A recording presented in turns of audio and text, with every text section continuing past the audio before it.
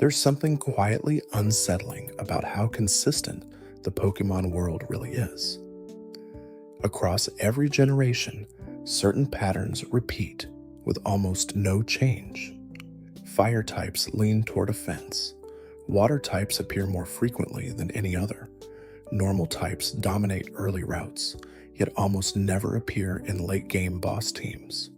These aren't coincidences, and they aren't explained outright anywhere in the games. They're rules you're meant to notice, not be told. From the very first titles, elemental typing has dictated where Pokemon live, how often they appear, which threats trainers face early, and which ones are held back until the end. Some are designed to teach mechanics, while others exist almost exclusively to break them. When you line these facts up across decades of releases, a quiet logic begins to emerge, one that suggests the type system was never just about combat effectiveness.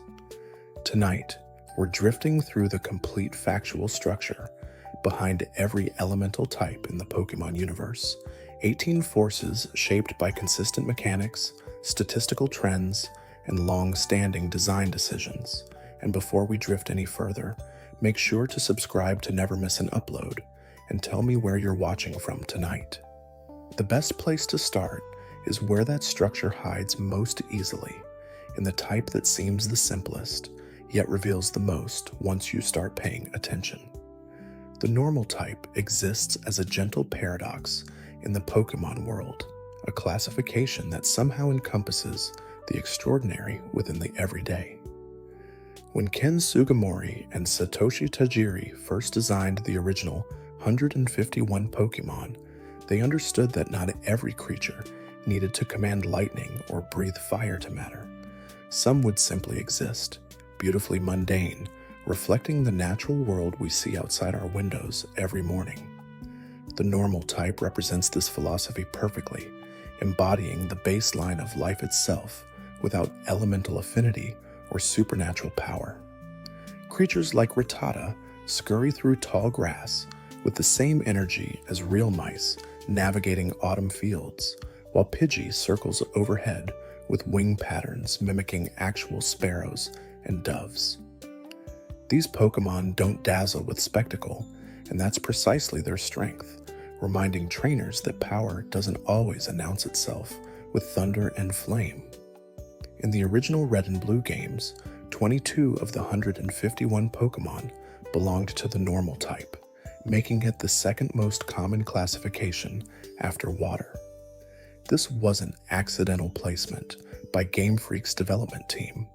Normal types were designed to populate early routes and introductory areas, teaching new trainers fundamental battle mechanics without overwhelming them with type advantages and weaknesses. The gentle Pidgey family guides players through their first captures, while Rattata appears so frequently that encountering one becomes a rite of passage, almost meditative in its repetition. These creatures serve as the comfortable foundation upon which all other types build their complexity, existing in that liminal space between our reality and the fantasy world we're exploring. What makes normal types fascinating from a design perspective is their neutral relationship with most other elements. They deal regular damage to nearly everything except rock and steel, which resist their attacks through physical hardness rather than elemental immunity. Meanwhile, normal types take standard damage from most attacks, vulnerable only to fighting moves, which represent the disciplined martial prowess capable of overcoming raw, natural strength. This simplicity creates strategic depth through limitation, forcing trainers to rely on move coverage and stat optimization rather than type advantage. A normal type team requires thoughtful planning precisely because these Pokemon lack the obvious crutch of super effective stab attacks against common threats. The challenge becomes finding strength in versatility rather than specialization.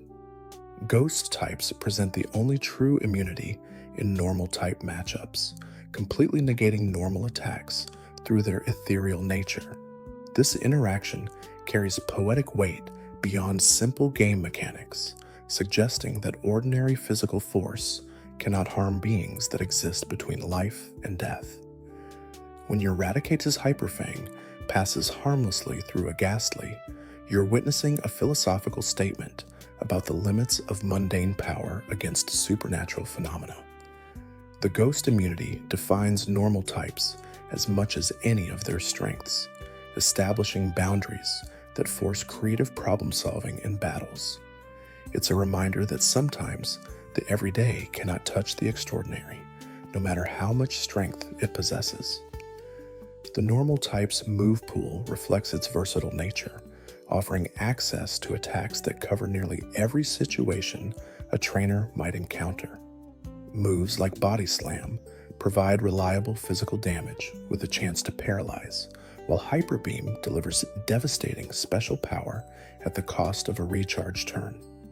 Normal types learn support moves such as Growl, Tail Whip, and Roar, controlling battlefield tempo through strategic manipulation rather than raw damage.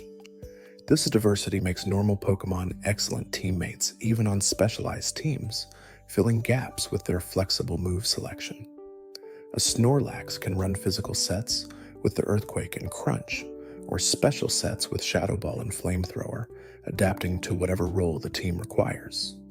The type's strength lies in this adaptability, proving that being ordinary doesn't mean being limited.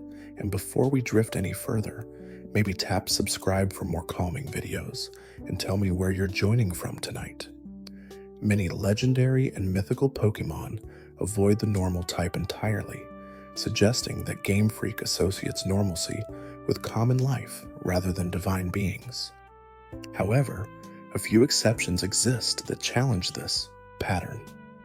Arceus, the god of all Pokémon, defaults to normal type before holding any elemental plates, positioning normalcy as the primordial state from which all other types emerge. This design choice carries profound implications, suggesting that normal represents pure potential before specialization.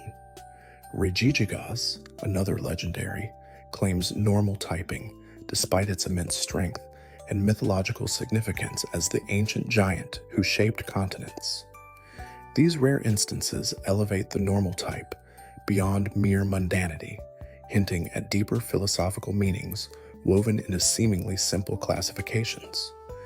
The introduction of abilities in Generation 3 added new dimensions to normal type strategy. Abilities like Huge Power and Pure Power allowed normal types like Azumarill to punch far above their weight class, doubling physical attack stats and turning gentle creatures into terrifying threats.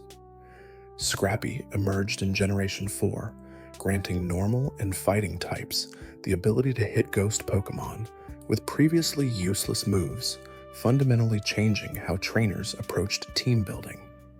These mechanical additions demonstrated Game Freak's ongoing commitment to keeping normal types relevant despite their simple foundation. Rather than abandoning the type as the game grew more complex, developers found creative ways to enhance its strategic value through thoughtful ability design. Mega Evolution brought renewed attention to several normal types, transforming them into powerhouses that could compete with specialized elemental attackers. Mega Kangaskhan became notorious in competitive play for its parental bond ability, which allowed it to strike twice with each attack at devastating power levels. The ability fundamentally changed how damage calculations worked, turning every attack into a double strike, with the second hit dealing reduced but still significant damage. This transformation made Mega Kangaskhan one of the most banned Pokémon in competitive history, requiring multiple nerfs before achieving reasonable balance.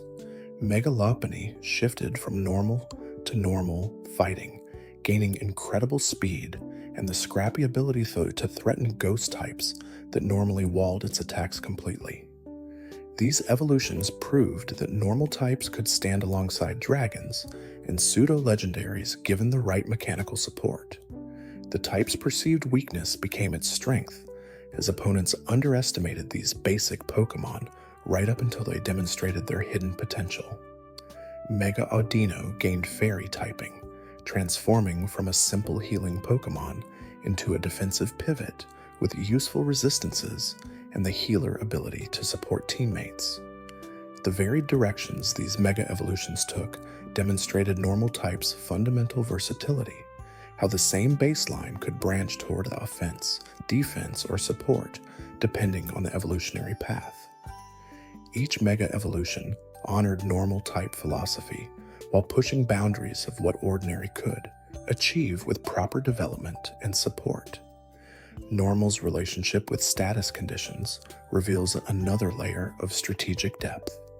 Many normal types learn moves that inflict paralysis, sleep, or confusion, controlling opponents through disruption rather than direct damage.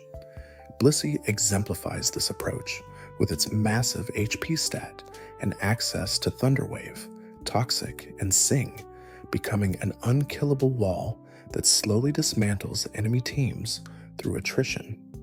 The strategy requires patience, carefully wearing down opponents while maintaining your own health through healing moves like Soft Boiled and Wish. This playstyle mirrors the normal type philosophy itself, finding strength not in flashy elemental displays, but in steady, reliable performance that outlasts more spectacular approaches. As we drift a little deeper into the elemental tapestry, it's worth considering how normal types ground the Pokémon world in familiar reality. They're the bridge between our universe and the game's fantasy, creatures we can imagine existing in actual forests and grasslands, even as they possess impossible abilities. A Tauros might not breathe fire or summon storms, but we can picture its powerful charge across open plains, feel the thunder of its hooves shaking the earth beneath our feet. This grounding effect makes the more fantastical types feel more believable by contrast. When we accept that a Rattata could exist, we become more willing to believe in Charizard and Mewtwo, and the entire world gains coherence through this foundation. The normal type's presence in every generation demonstrates its enduring relevance, despite the introduction of increasingly complex mechanics. From Kanto's Tauros to Galar's Dubwool, each region introduces new normal types that reflect local ecology and culture. These Pokémon adapt to their environments just like real animals, developing unique characteristics that help them survive in diverse habitats. Alolan Rattata and Raticate gained dark typing to reflect their nocturnal urban scavenging lifestyle, while Galarian Zigzagoon developed dark tendencies from its aggressive territorial nature. These regional variations prove that even the most ordinary type continues evolving alongside the franchise, finding new expressions of familiar concepts. Fire burns at the heart of Pokémon mythology with an intensity that goes far beyond simple combustion. When Satoshi Tajiri conceived the original starter trio, he drew from primal elements that humans have revered since ancient times, and fire stood as the most visceral choice, representing transformation, passion, and the dangerous beauty of uncontrolled energy. Charmander's tail flame became one of gaming's most iconic images, a tiny light that must never extinguish, carrying the weight of life and death in its flickering glow. This symbolism extends throughout the entire fire type, each Pokémon embodying different aspects of flame's complex nature, from gentle warmth to devastating inferno. The type speaks to something deep in human consciousness, our earliest relationship with the element that lifted us from animals into civilization. In the original games, 12 Pokémon claimed fire typing, making it one of the rarest elemental classifications in Kanto. This scarcity was intentional, reflecting fire's dangerous power and the reverence it commands in human culture. Game Freak understood that flooding the region with fire types would diminish their impact, so they scattered them sparingly across the region like precious resources. Charmander requires a deliberate choice at the start of your journey, while wildfire Pokémon like Vulpix and Growlithe, appear only in specific locations, forcing trainers to actively seek out flame wielders rather than stumbling across them in every patch of grass. This rarity makes capturing a fire type feel like a genuine accomplishment, adding weight to each addition to your team. The fire type's offensive power defines its identity update in battle, with most fire Pokémon boasting high special attack stats and access to devastating moves. Flamethrower became the gold standard for reliable fire damage, balancing power and accuracy in a way that made it almost universally useful. Fire Blast offered even greater destructive potential for trainers willing to accept its lower accuracy, while moves like Ember and Fire Spin provided early game options for building young fire teams. This offensive focus reflects fire's nature in reality, an element that excels at destruction but offers little defensive utility. Fire types rarely wall opponents through bulk and resistance, instead overwhelming them with relentless pressure and the constant threat of burns. Burn status emerged as fire's unique battlefield contribution, having the physical attack of affected Pokémon while dealing residual damage each turn.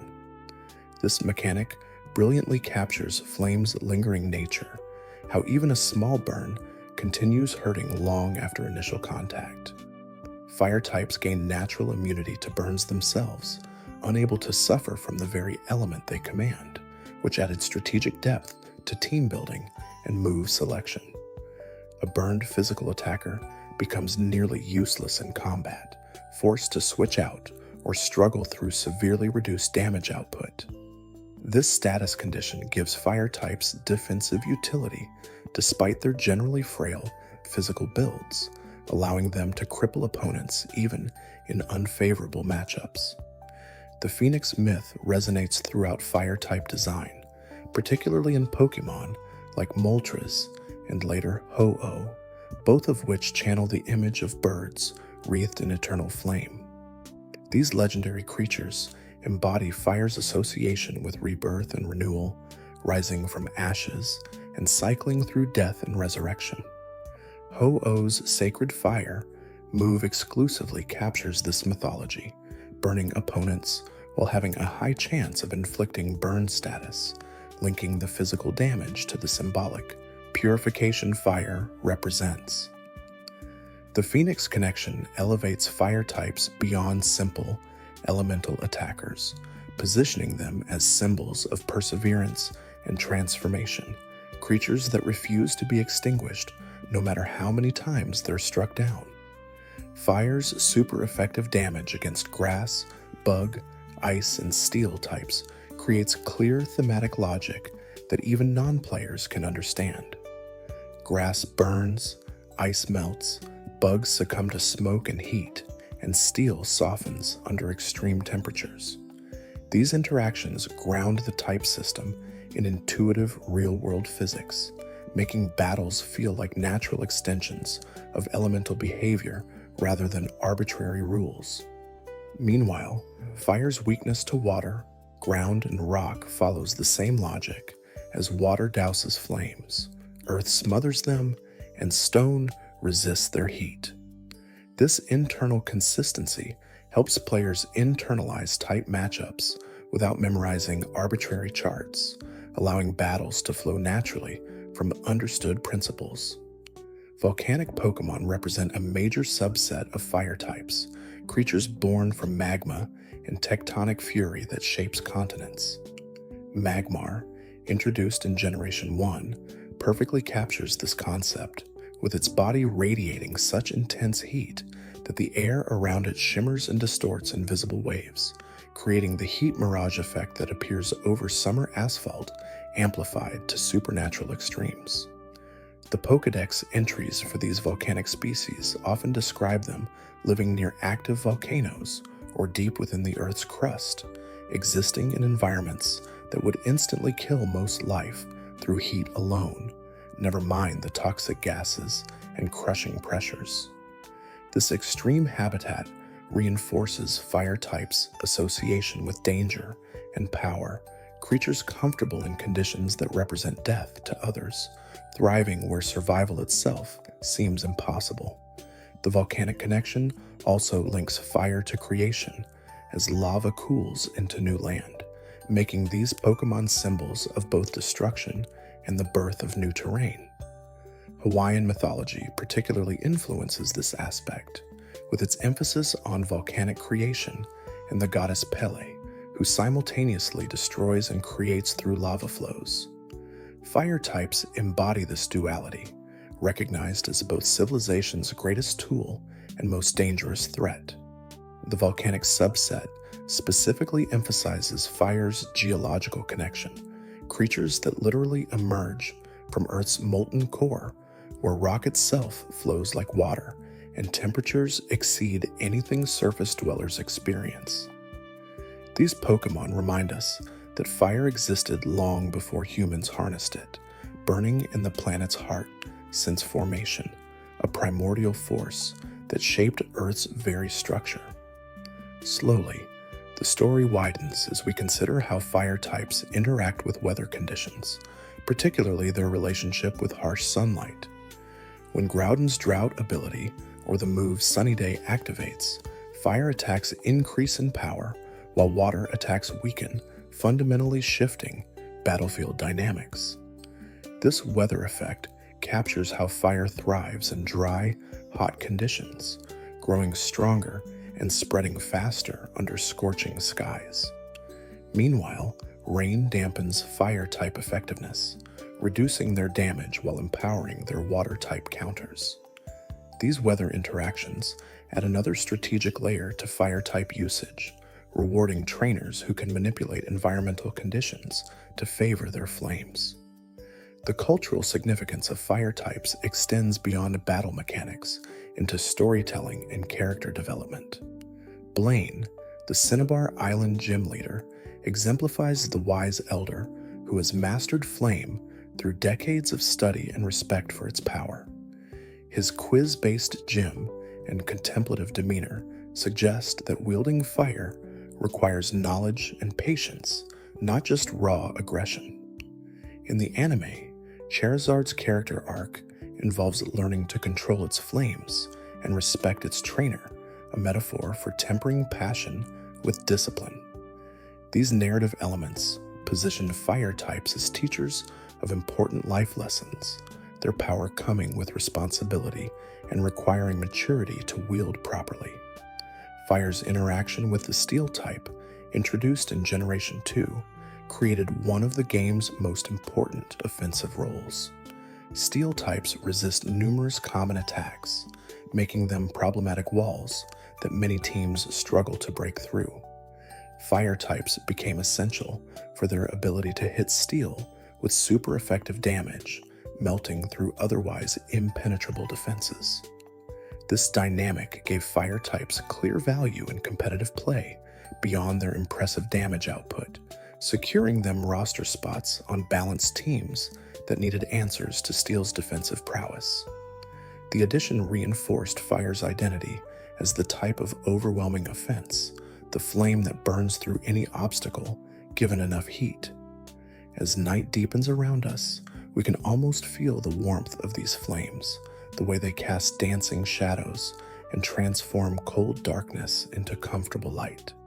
Fire types remind us why humans first gathered around campfires, finding safety and community in the glow. They're more than battle tools or strategic choices. They're co-companions that carry light into darkness, warmth into cold, and comfort into uncertainty.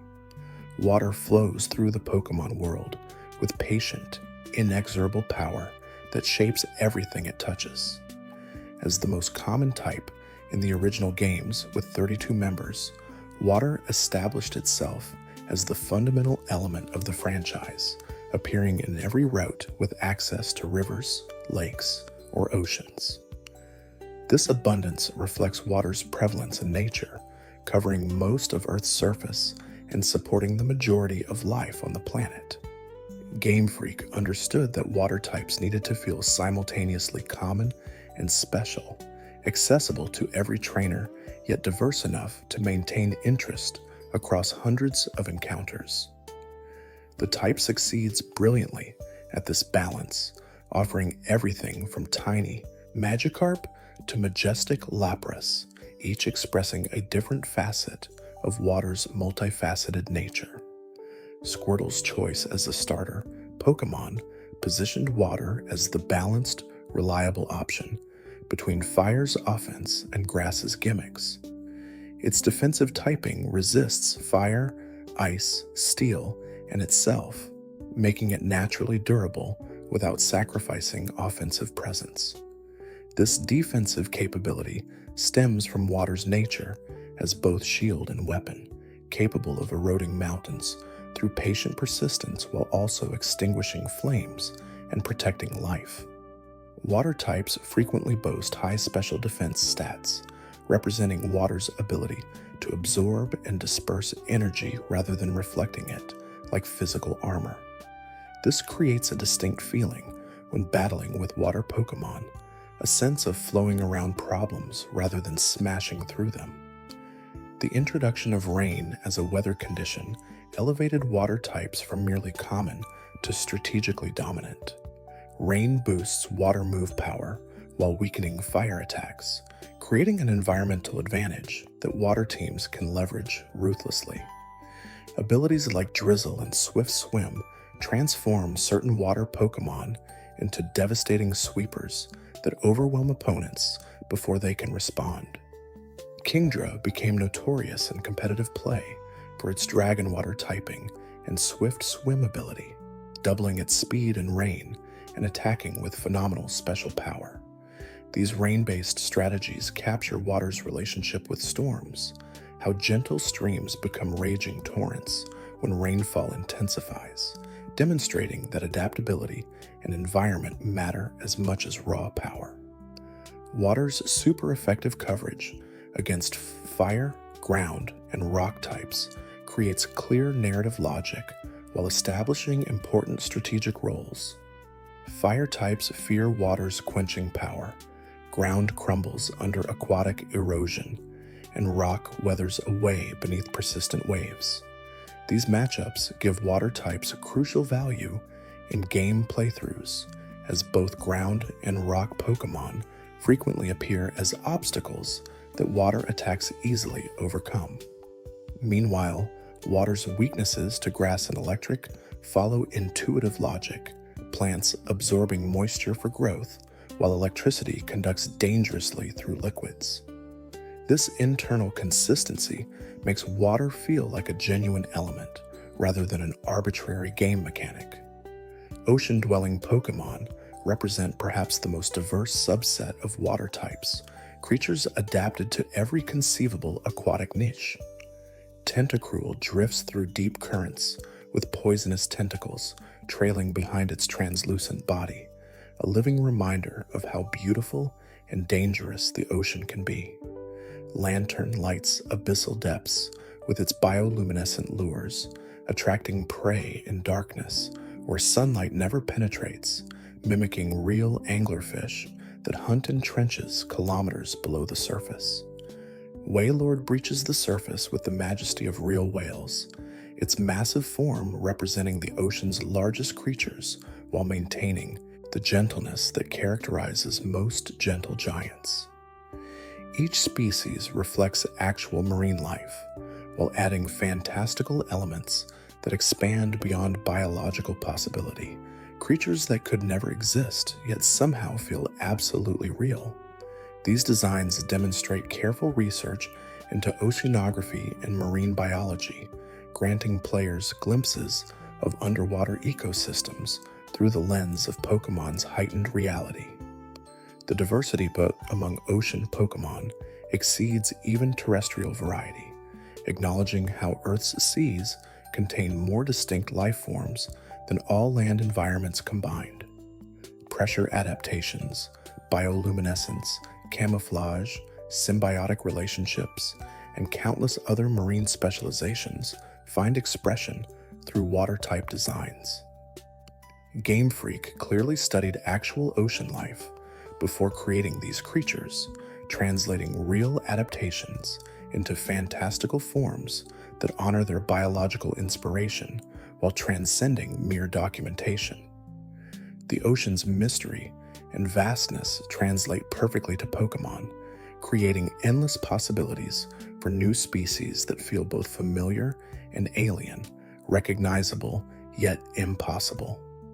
Freshwater Pokémon occupy a different evolutionary niche, adapting to rivers, lakes, and streams rather than endless ocean. Goldeen and Seeking mirror actual goldfish and koi, transforming decorative pondfish into battle-ready combatants. Poliwag's evolutionary line demonstrates amphibious adaptability, gradually losing its tail as it evolves toward more terrestrial forms, echoing real evolutionary processes. These freshwater species often feel more approachable than their oceanic cousins, inhabiting environments that humans don't frequently encounter rather than mysterious depths. The distinction between salt and freshwater. Pokémon adds biological authenticity to the games, acknowledging that different aquatic environments produce vastly different life forms.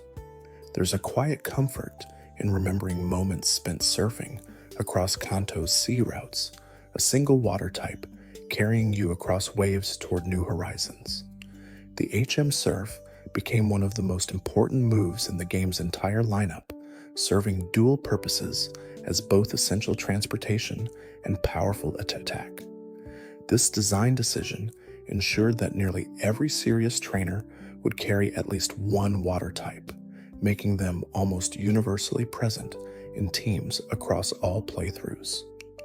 The HM system created deep bonds between trainers and their water Pokémon, who became irreplaceable party members needed for both battle and exploration. These creatures weren't just fighters, they were partners that literally carried you across impassable obstacles. Ice types crystallize some of the most beautiful and dangerous aspects of the natural world, freezing motion into timeless sculptures while threatening death through cold's inexorable grip that slowly shuts down biological processes. As one of the rarest types in early generations, with only 5 pure ice types existing in Kanto, ice Pokémon command respect through scarcity and devastating offensive power. Their frozen attacks capable of demolishing common threats like grass, ground, flying, and dragon types that dominate many teams.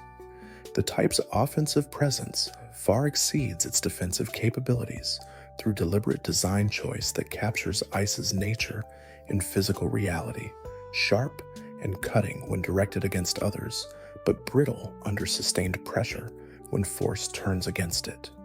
This asymmetry between offense and defense defines Ice-type philosophy more than any other elemental classification. Crystallography informs Ice-type aesthetics and some mechanical decisions, with several ice Pokémon displaying geometric crystal structures that reference how water molecules arrange themselves when freezing. Cryogonal embodies this concept perfectly, formed from frozen clouds into a geometric ice crystal that defies traditional biology entirely, existing as animate mineral rather than organic creature. The hexagonal symmetry common in snowflakes appears in various ice-type designs, acknowledging the molecular structure underlying ice's visual beauty. Aurorus's crystalline sail structures and Glaceon's geometric ear shapes demonstrate how Game Freak incorporates crystallographic principles into creature designs without sacrificing biological plausibility in creatures that must still function as living beings rather than pure crystal constructs. Glaciology and climate science influence how ice types interact with environmental systems, particularly their complex relationship with weather conditions and temperature mechanics. Hail weather represents ice storms pelting both combatants, dealing residual damage that ice types resist through adaptation to frozen conditions. Aurora Veil only functions during hail, representing how ice crystals in the atmosphere create the aurora borealis through light refraction and reflection. Slush. Rush ability doubles speed during hail, capturing how some Arctic organisms actually become more active during storms when prey become disoriented. These weather interactions ground ice typing in meteorological reality, acknowledging that frozen precipitation affects battlefield conditions beyond simply favoring one element over another. Cryopreservation themes appear throughout ice-type lore, with several Pokédex entries describing how these creatures froze themselves or others in ice for preservation across geological timescales. Regice's body formed from Antarctic ice, dating back millennia, essentially making it ambulatory glacier. Avalug's flatback serves as platform for smaller Pokémon to ride, functioning as mobile iceberg habitat. Mamoswine remained frozen in glaciers for 10,000 years before modern warming freed them from ice prison, representing how climate change affects ancient organisms. These preservation narratives position ice as nature's time capsule, capable of maintaining perfect stasis across eras that would otherwise leave nothing but fossil records. Permafrost and glacial mechanics inform ground and rock type interactions with ice, particularly the unusual dynamic where ice hits ground super effectively despite ground resisting it defensively. This asymmetric relationship represents how permafrost and frozen ground behave differently than normal soil, becoming hard as rock when frozen, yet vulnerable to any thawing that transforms it into unstable mud. Glaciers carve valleys through mountains over millennia, demonstrating ice's patient destructive capacity against even hardest rock when given geological timeframes. The ice-rock relationship specifically captures how freeze-thaw cycles shatter stone, water seeping into cracks and expanding when frozen to split boulders apart through mechanical weathering processes. Arctic and Antarctic environments populated by ice types represent Earth's polar regions, where ice reigns as dominant element, defining all ecological relationships. These frozen habitats functions as entirely separate biomes with specialized organisms adapted to extreme cold that would kill creatures from temperate or tropical zones within hours. Ice types embody these adaptations through their immunity to freezing and resistance to ice attacks, representing physiological adjustments like antifreeze proteins in blood, thick insulating fur or blubber, and behavioral patterns that minimize heat loss. The polar environment theme establishes ice types as creatures from the periphery of habitability, organisms that thrive in conditions representing death to most life. Absolute zero conceptually underlies the ultimate expression of ice power, representing the theoretical temperature where molecular motion ceases entirely. Sheer cold and other one-hit knockout ice moves reference this concept. Attacks so cold, they instantly shut down biological processes regardless of target's durability or resistance. While absolute zero remains unattainable in physical reality due to quantum mechanics, the concept provides thematic foundation for ice type's capacity to end battles instantly through temperature manipulation beyond normal defensive protection.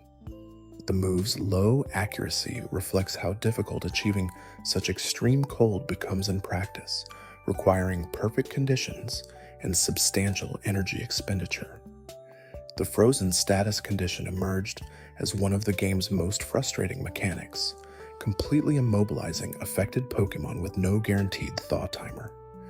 Unlike sleep's predictable duration and paralysis's speed reduction, freeze could theoretically last an entire battle, removing the affected Pokémon from play indefinitely. This harsh mechanic reflected Ice's merciless nature, the way extreme cold can trap living things in suspended animation. Ice types gained natural immunity to freezing, unable to suffer the condition they inflict, which provided defensive utility despite their generally poor defensive typing.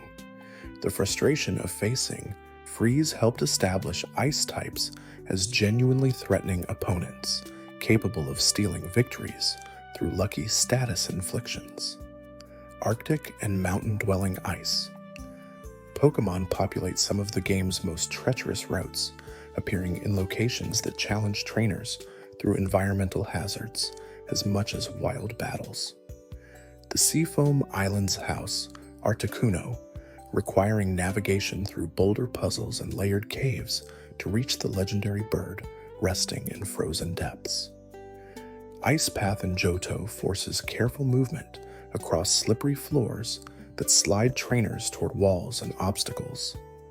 These locations mirror real polar and mountain regions, places where the environment itself presents danger and where ice reigns as the dominant force. The difficult access to these areas makes ice-type encounters feel earned, like you've ventured into hostile territory to claim powerful allies. Hail weather, introduced in Generation 3, attempted to give ice types the same environmental advantage that rain provides for water. However, hail's damage to non-ice types each turn created a double-edged sword, hurting your own team as much as opponents, unless everyone shared ice typing. This limitation prevented hail teams from dominating competitive play the way rain teams could, but it did establish ice as the weather of attrition, slowly grinding down opponents through persistent chip damage. Aurora Veil, added in Generation 7, finally gave hail the defensive utility it needed, creating screens that reduce incoming damage while hail falls. These mechanics gradually refined ice's strategic identity as a type that thrives in harsh conditions that damage others. The dragon type's infamous weakness to ice attacks created one of the most important dynamics in competitive Pokémon.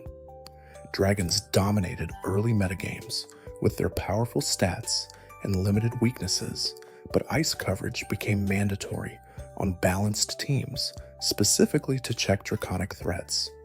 A single ice beam could instantly remove a dragon sweeper that might otherwise tear through an entire team, making ice-type moves valuable even when the Pokémon using them lacked stab. This relationship positioned ice as the Dragon Slayer, the element that keeps mythical beasts in check through its unique killing power. The dynamic adds narrative weight to battles, echoing fantasy stories where heroes face dragons armed with unconventional weapons.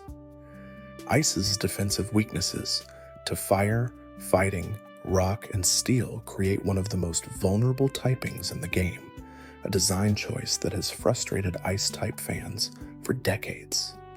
These multiple common weaknesses mean Ice Pokémon rarely function as defensive walls, despite their thematic association with impenetrable glaciers and frozen fortresses. Instead, they operate as glass cannons, hitting incredibly hard before opponents can exploit their numerous weaknesses. This fragility captures Ice's brittle, physical nature, how even thick ice shatters under sufficient force. The type requires careful play and smart switching, rewarding trainers who can leverage Ice's offensive power before opponents target their weaknesses. Glaciers and frozen tundras inspire many Ice-type designs, creatures adapted to thrive in sub-zero temperatures that would kill most life. Avalugg resembles a massive iceberg with a flattened body that smaller Pokémon ride across frozen landscapes. Cryogonal forms from frozen clouds, a geometric ice crystal that defies traditional biology entirely. These designs push beyond earthly limitations, creating beings that could only exist in fantasy while still evoking the majesty and danger of real polar environments. The creativity in Ice-type design demonstrates Game Freak's commitment to exploring every possible interpretation of elemental themes. Before we move deeper into the remaining elements, consider how ice types capture winter's dual nature, both beautiful and deadly. They're the first frost on autumn leaves and the avalanche that buries mountain villages, moments of crystalline perfection and catastrophic force. Ice in Pokémon refuses to be just one thing, instead embodying every facet of frozen water from delicate snowflakes to grinding glaciers. Grass types whisper of growth and patience, of roots delving deep into dark soil and leaves unfurling towards sunlight in the eternal cycle of photosynthesis. As one of the original starter type choices, grass established itself as the technical option, often requiring more strategic thought than the straightforward fire and water types. Bulbasaur's dual grass poison typing created unique advantages and weaknesses, teaching new players that type combinations matter as much as individual elements. The grass type embodies nature's steady persistence, the way plants colonize every available niche and survive through adaptation rather than raw power. These Pokémons rarely overwhelm opponents with sheer force, instead controlling battles through status moves, healing, and gradual advantage accumulation. 14 grass types populated the original Kanto region, ranging from the elegant Vileplume to the mysterious Exeggcute, each expressing different aspects of plant life. Some Pokémon like Victreebel represent carnivorous plants that hunt actively, while others like Exeggutor embody tropical vegetation, thriving in warm climates. This diversity reflects the incredible variety of Earth's flora, from tiny mosses to towering redwoods, all sharing the fundamental ability to convert sunlight into energy. The grass type's flexibility in design allows Game Freak to draw inspiration from any plant species, creating Pokémon as varied as the actual botanical kingdom they represent. Grass's super effective coverage against water, ground, and rock types establishes important strategic roles, particularly its resistance to the otherwise dominant water type. This resistance makes grass Pokémon essential counters to water-heavy teams, absorbing their attacks while threatening super effective damage in return. The matchup follows clear logic, as plants need water to survive and can break through rock and soil with persistent root systems. Meanwhile, grass's 5 weaknesses to fire, ice, poison, flying, and bug create significant defensive challenges, reflecting how many forces threaten plant life and nature. This imbalance between offensive utility and defensive weakness defines grass as a type that requires careful team support to function effectively. Powder moves like Sleep Powder, Stun Spore, and Poison Powder became signature techniques of many grass types, spreading status conditions through clouds of spores and pollen. These moves capture how real plants reproduce and defend themselves through airborne particles, adapting biological reality into battle mechanics. Grass Pokémon gained a natural immunity to powder moves in later generations, unable to be affected by spores and pollen themselves, which added defensive utility while creating interesting strategic decisions. The powder immunity distinguishes grass types from other special attackers, giving them unique defensive niches despite their generally poor defensive typing. Leech Seed emerged as perhaps the most quintessentially grass-type move, planting seeds in opponents that drain HP each turn and transfer it to the user. This parasitic mechanic perfectly captures one aspect of plant survival: how some species literally leach nutrients from other organisms rather than producing everything through photosynthesis. The move's gradual healing creates a unique playstyle focused on outlasting opponents rather than overwhelming them, rewarding patient trainers who can stall battles while Leech Seed slowly drains enemy HP. Grass types excel at this kind of attrition warfare, using their natural bulk and healing moves to survive while passive damage accumulates. Forest environments naturally house the majority of grass-type encounters, with Viridian Forest serving as every Kanto trainer's introduction to woodland Pokémon. These leafy routes teach players to expect grass types in areas with dense vegetation, establishing environmental logic that carries across all regions. The forests themselves become characters in these games, living ecosystems where grass Pokémon thrive in their natural habitat. Later games expanded this concept with weather effects like grassy terrain, which boosts grass-type moves and gradually heals Pokémon touching the ground, transforming the battlefield itself into an extension of grass-type power. Synthesis and other healing moves that restore HP based on weather conditions added strategic depth to grass types, rewarding team building around weather control and environmental manipulation. Under harsh sunlight, Synthesis heals 2/3 of the user's max HP, making grass types incredibly difficult to KO when supported by weather that mimics perfect growing conditions. This mechanic captures how real plants depend on sunlight for energy through photosynthesis, translating the fundamental process that sustains most terrestrial life into a battle advantage that rewards ecological understanding. The massive healing under sun creates nearly unkillable walls that opponents must either status, trap, or weather change to overcome, transforming grass types from fragile sweepers into legitimate defensive threats. Conversely, Synthesis barely heals anything in rain or hail, representing how harsh weather inhibits plant growth and forces dormancy in real ecosystems. These weather interactions force grass-type users to consider environmental conditions rather than relying purely on individual Pokémon strength, acknowledging that context matters as much as inherent capability.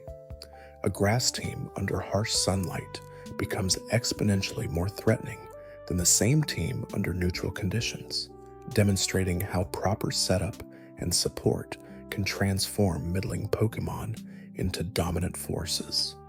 The weather dependency also creates interesting mind games, as opponents must decide whether changing weather is worth the move slot and an opportunity cost, whether stopping grass-type healing justifies potentially enabling other weather-dependent strategies. Seasonal Pokémon like Sawsbuck embody the cyclical nature of plant life, changing appearance and type depending on the in-game season. This design choice brilliantly captures how temperate forests transform throughout the year, from spring blossoms to summer verdancy, to autumn colors, to winter dormancy. The seasonal mechanic adds a layer of realism to grass types, acknowledging that plant life isn't static, but constantly changing in response to environmental conditions.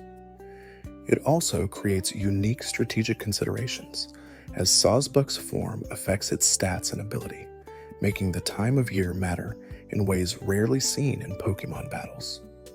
As we drift into the next phase of this journey, remember how grass types represent life's quietest persistence, the slow transformation of barren rock into fertile soil through centuries of patient growth. They're the first shoots breaking through snow in spring and the last leaves clinging to branches in autumn, reminders that vitality endures even in the harshest conditions. Grass in Pokémon honors this resilience, creating creatures that succeed through determination rather than spectacle. Electric types crackle with the energy of storms, lightning made flesh, and walking among us with barely contained voltage. When Pikachu became the franchise mascot, it cemented Electric's place in popular culture as the definitive Pokémon element, the type that best represents the series' blend of natural phenomena and technological advancement. 20 Pokémon claimed electric typing in the original games, many of them inspired by creatures that generate or conduct electricity in nature. This grounding in biological reality made electric types feel simultaneously fantastic and plausible, drawing from electric eels, electric catfish, and the static electricity that builds in fur and feathers. The paralysis status condition serves as Electric's primary utility beyond raw damage, reducing the target's speed by 75% while giving them a 25% chance of full paralysis each turn. This debilitating effect captures how electrical shocks disrupt nervous systems and muscle control, translating real physiological impacts into game mechanics. Electric types gain natural immunity to paralysis themselves, their bodies adapted to handle electrical currents that would incapacitate others. Thunderwave became one of the most important moves in competitive Pokémon, specifically because reliable paralysis could cripple fast sweepers and enable slower Pokémon to move first, fundamentally altering battle dynamics. Electric's singular weakness to ground-type attacks creates one of the most intuitive interactions in the type chart, as electricity naturally flows into Earth and dissipates harmlessly. This relationship means electric types must always fear ground moves, unable to safely switch into them without risking instant KO. However, electric's immunity to ground, when levitating or using magnet rise, partially mitigates this weakness, rewarding creative team building and strategic ability use. The ground weakness also explains why so many electric types gained secondary flying type, as birds naturally avoid ground contact and thus escape the main threat to electrical beings. Lightning's destructive power translates directly into electric's offensive presence, with moves like Thunderbolt and Thunder hitting incredibly hard while offering chances of paralysis. Thunder's increased accuracy during rain cleverly captures how storms create conditions favorable to lightning, while its decreased accuracy in harsh sunlight reflects clear skies' resistance to electrical discharge. These weather interactions add strategic depth to electric types, rewarding trainers who understand environmental effects and can leverage them for maximum effect.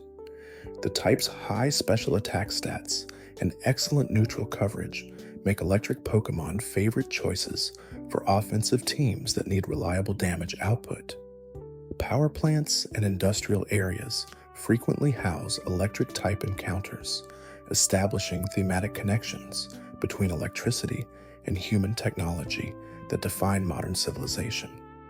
The Kanto power plant becomes an essential location for capturing rare electric types like Voltorb and Electrode, creatures that literally disguise themselves as Pokeballs, potentially evolved from the electrical waste and energy saturation of the facility itself in a form of rapid industrial adaptation. This urban adaptation mirrors how real animals colonize human environments, finding niches in cities and industrial zones that didn't exist in natural ecosystems just centuries ago. Pigeons in cities, raccoons in suburbs, rats in sewers, all demonstrate nature's ability to exploit human-created environments, and electric types represent the logical extreme of this phenomenon. Electric types bridge the gap between nature and civilization, equally at home in thunderstorms and electrical grids, creatures that exist in both wild and urban contexts with equal comfort. This dual nature makes them uniquely suited to the modern Pokémon world, where technology and nature coexist in sometimes uneasy balance. Rotom exemplifies this duality perfectly, a ghost electric Pokémon that possesses household appliances and transforms based on what it inhabits, literally merging supernatural and technological in a single being. The power plant encounters aren't just gameplay convenience. They're the thematic statements about how electricity connects human civilization with natural phenomena, how we've learned to harness lightning but cannot fully control its power. The addition of the Steel type in Generation 2 created important strategic interactions for Electric, as electric attacks deal super effective damage to Steel's metallic bodies. This matchup follows perfect logic, as metal conducts electricity readily, making Steel-type Pokémon vulnerable to electrical assault despite their otherwise impressive defensive typing. The relationship gave electric types renewed value in competitive play, providing them with clear targets to threaten while steel types rose to prominence. It also created narrative weight, positioning electric as the type of modern energy fighting against industrial metal, storms versus machinery. Legendary electric types command respect through their associations with storms and divine power. Zapdos roosts atop the power plant in Kanto, a literal storm god drawn to the facility's abundant electrical energy. Raikou races across Johto with the speed of lightning itself, embodying thunder's untamable nature. These legendary encounters position electric types as primal forces beyond human control, whether made sentient and devastating. The reverence surrounding electric legendaries reflects humanity's ancient fear and worship of lightning, storms that could destroy villages or signal divine anger. Volt Switch emerged as one of the most strategically important electric moves, allowing the user to attack and immediately switch to another Pokémon, maintaining offensive momentum while avoiding bad matchups. This mechanic captures electricity's rapid movement, how electrical current flows from one conductor to another, seeking the path of least resistance.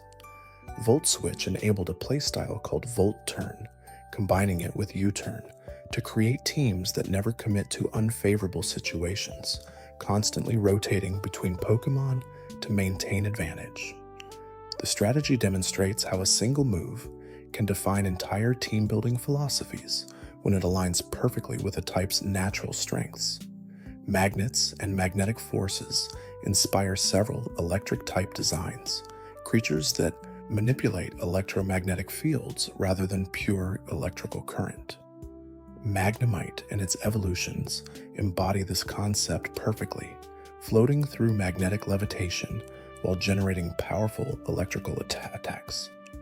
The magnetic connection to electricity grounds these Pokémon in real physics, while allowing fantastical applications of electromagnetic theory. It also created the unique electric steel typing, combining two types associated with modernity and technology into beings that represent industrial evolution. Static electricity and the minor shocks of daily life find expression in many electric-type Pokédex entries, creatures that generate small charges through movement or store ambient electrical energy in their bodies. This attention to electricity's mundane presence alongside its dramatic power demonstrates Game Freak's commitment to exploring every aspect of their chosen elements. Electric types aren't just lightning gods and stormbringers, they're also the spark when you touch a doorknob and the charge that makes your hair stand up, the small electrical phenomena that surround us constantly. Fighting types represent discipline, martial prowess, and the human body pushed beyond normal limitations through dedicated training that spans years or even decades.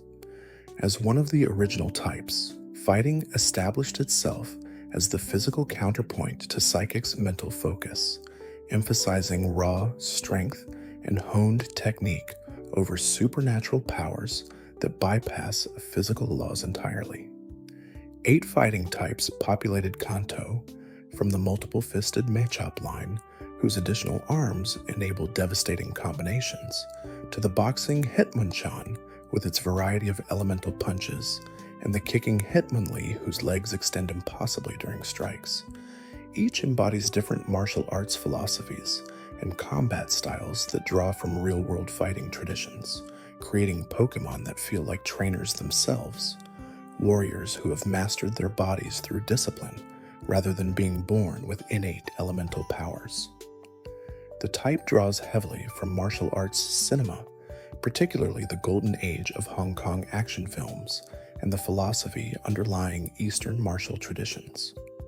Bruce Lee's philosophy about adapting like water while striking like lightning, Jackie Chan's emphasis on using environment and improvisation, and the countless kung fu masters who demonstrated that disciplined training can overcome natural disadvantages, all influence fighting type design. These Pokémon don't rely on supernatural gifts or elemental affinities. Instead, they represent what dedicated practice and physical conditioning can achieve when pushed to superhuman extremes. A Machamp's 4 arms might seem fantastical, but they represent the fighting ideal of attacking from multiple angles simultaneously, a visual metaphor for the principle that skilled fighters create openings through combination strikes. Dojos and training montages frequently feature in fighting type lore, with Pokédex entries describing how these creatures spend years perfecting single techniques until they can split boulders or redirect waterfalls with precise strikes. This dedication to mastery mirrors real martial arts philosophy, where students spend decades refining basic movements until they achieve perfection measured in millimeters. The focus sash Heldy item exemplifies fighting type philosophy perfectly, allowing the holder to survive a finishing blow with 1 HP remaining, representing the indomitable will that keeps fighters standing even when they should fall. Fighting types refuse defeat, not through magical protection, but through sheer determination to continue fighting until victory or complete exhaustion. Fighting's super effective coverage against normal, ice, rock, dark, and steel types establishes it as one of the most important offensive types in the game. This broad coverage means fighting moves frequently find a home on mixed teams, providing crucial super effective options against common defensive threats.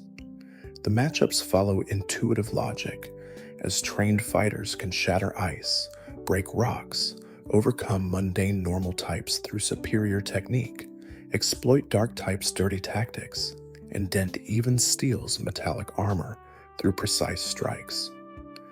Fighting's offensive presence makes it a constant consideration in team building, as teams without fighting coverage often struggle against certain defensive cores. The type's weakness to flying, psychic, and fairy creates clear narrative themes around fighting's limitations. Flying types escape ground-based fighters through aerial mobility, attacking from angles that physical combat can't reach. Psychic types overcome brute force through mental superiority, representing mind over matter. Fairy types subvert fighting's straightforward power through magical unpredictability, tricking and charming their way past physical might. These weaknesses prevent fighting from dominating despite its excellent offensive coverage, forcing fighting type users to respect Pokémon that counter their approach through unconventional means. Bulk Up, Sword Dance, and other stat-boosting moves became signature fighting type techniques, representing the intensive training that martial artists undergo to increase strength and durability. These moves capture the fighting type philosophy that power comes from pushing beyond current limitations, that a fighter can always become stronger through dedication and effort. Setup sweepers like Lucario and Infernape leverage these stat boosts to transform from manageable threats into unstoppable forces, mirroring how real martial artists become more dangerous as battles progress and they find their rhythm. The emphasis on self-improvement through battle reflects core shonen anime themes that heavily influence Pokemon's design. Dojos and martial arts training facilities appear across multiple regions, serving as fighting type gyms and establishing the connection between fighting Pokémon and human martial traditions. These locations often require demonstrating strength or completing physical challenges before granting access to gym battles, reinforcing fighting type's association with testing and proving oneself through direct competition. The dojo aesthetic creates a distinctly human flavor to fighting types, suggesting they're closer to civilization and human culture than most other elemental classifications. Fighting types train alongside their trainers in ways that other types don't, practicing techniques and sparring rather than simply existing with innate powers. Close combat emerged as fighting's premier offensive move, dealing devastating damage at the cost of lowering the user's defensive stats. This high-risk, high-reward mechanic perfectly captures the aggressive, all in nature of many fighting styles, sacrificing safety for overwhelming offense. The move's power makes it nearly mandatory on serious fighting types, but its drawback prevents mindless spamming and requires strategic timing. Close combat exemplifies fighting type philosophy, that victory comes through committing fully to the attack, that hesitation and playing it safe lead to defeat. There's a quiet moment of respect when two fighting types face each other in battle, a mutual acknowledgement of the training and discipline both have undergone. These aren't random encounters with wild animals, they're matches between dedicated warriors who have chosen the path of constant self-improvement. The fighting type elevates Pokémon battles beyond elemental clashes into tests of skill and determination, where victory belongs to those who have worked hardest to master their craft. Poison seeps through the Pokémon world with insidious patience, representing decay, corruption, and the toxic aspects of nature that civilization prefers to ignore or seal away. 33 Pokémon claimed poison typing in Generation 1, making it the most common type in the original games alongside Bug, though it rarely appeared alone, usually pairing with grass to represent toxic plants, Bug to embody venomous insects, or water to channel poisonous sea creatures. The type draws from venomous animals like snakes, spiders, scorpions, and jellyfish, whose toxins evolved as both hunting tools and defense mechanisms over millions of years, but also from industrial pollution and the dangerous chemicals humans produce through manufacturing processes we barely understand or control. The dual nature of poison typing creates fascinating thematic depth that other types rarely achieve. Natural poison Pokémon, like Ekans and Arbok, represent predators whose venom immobilizes prey, following ecological patterns that have existed since complex life emerged from primordial oceans. These creatures don't embody evil, they simply employ the hunting strategies their ancestors developed through evolutionary pressures requiring efficient kills. Meanwhile, industrial, poison types like Grimer and Muk embody humanity's toxic waste, creatures literally born from pollution that our civilization creates and then tries desperately to contain or dispose of safely. This dichotomy positions poison as simultaneously natural and unnatural, ancient and modern, necessary and catastrophic. Toxicology principles underlie many poison-type mechanics, with the type exploring how different toxins affect organisms through varied mechanisms. Neurotoxins that disrupt nervous system function mirror paralysis-inducing moves, while hemotoxins that destroy blood cells correlate with HP-draining attacks, and cytotoxins that cause cellular death align with moves that inflict poison status. The poison type demonstrates surprising scientific literacy in how it represents different toxic effects, distinguishing between immediate poisoning and badly poisoned status that intensifies over turns, representing how some toxins accumulate in the body while others strike instantly. This attention to detail suggests Game Freak researched actual toxicology when designing poison mechanics rather than relying on generic poison bad simplifications. Antidotes and detoxification dominate poison-type counterplay, with numerous items and moves specifically designed to cure poisoning or grant immunity. Pecha berries grow specifically to counteract poisons, representing how real ecosystems evolve natural antidotes alongside natural toxins through coevolution. The immunity ability grants complete protection against poisoning, representing organisms that have adapted resistance through exposure or developed metabolic pathways that break down toxins before they cause damage. These biological adaptations mirror real-world detoxification, where some species develop resistance to specific poisons through evolutionary pressure, while others possess liver enzymes capable of metabolizing toxins that would kill similar creatures lacking those genetic advantages.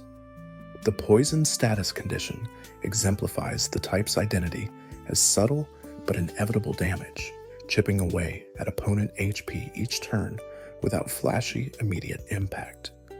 Badly poisoned targets suffer escalating damage as battle continues, representing how some toxins grow more dangerous over time as they accumulate in the body. Poison types naturally resist poison status, immune to the very toxins they produce and spread, which creates interesting defensive utility despite poison's generally poor defensive typing. The status condition's persistence makes it valuable for stall strategies, teams built around outlasting opponents through passive damage while maintaining their own health. Poison's super effective coverage against grass and fairy types creates important strategic niches, particularly its ability to threaten fairies' otherwise excellent defensive typing. Before fairies' introduction, poison held the dubious distinction of only hitting grass super effectively, making it one of the least valuable offensive types. Generation 6's Fairy Edition revitalized poison's competitive relevance, giving it a crucial role as one of only 2 types that threatens fairies with super effective damage. This change demonstrated how a single type addition can completely alter the strategic value of existing elements, breathing new life into previously underwhelming options. Poison's resistance to fighting, bug, grass, and fairy damage provides solid defensive utility despite the type's association with offense through status. These resistances make poison types valuable team members for handling specific threats, particularly fighting types that would otherwise overwhelm teams with their powerful physical attacks. The resistance to grass follows a clear logic, as many poisonous plants exist in nature, while the fighting resistance represents how toxins don't care about physical strength, affecting the mightiest warrior as easily as the weakest civilian. Poison proves that direct power isn't everything, that patience and the right approach can fell any opponent. Industrial pollution inspires numerous poison-type designs, particularly coughing and wheezing, whose bodies literally consist of toxic gas and industrial smog. These Pokémon thrive in polluted environments like factories and waste facilities, representing how life adapts even to humanity's worst environmental damage. The designs carry a subtle environmental message, showing the consequences of unchecked industrial growth through creatures born from our toxic waste. However, Game Freak avoids heavy-handed preaching by making these Pokémon charismatic and useful rather than purely villainous, acknowledging that adaptation takes many forms. Sludge Bomb and Gunk Shot became Poison's premier offensive moves, emphasizing the type's association with filth and contamination. These attacks lack the elegance of moves like Ice Beam or Flamethrower, instead focusing on overwhelming opponents with sheer toxicity. The naming and animation of poison moves consistently emphasize their unpleasant nature, from poison gas to toxic to belch, creating a thematic coherence around the type's identity as the element of things that sicken and decay. This commitment to theme over glamour makes poison types memorable despite their competitive struggles. Antidotes and healing items that cure poison status appear consistently throughout the games, acknowledging that players need ready access to counters for such a common condition. This availability creates interesting decisions about when to cure poison versus simply powering through battles before damage accumulates significantly. The existence of Pecha berries and similar items that automatically cure poison when held adds another strategic layer, allowing players to effectively grant their Pokémon temporary poison immunity at the cost of the held item slot.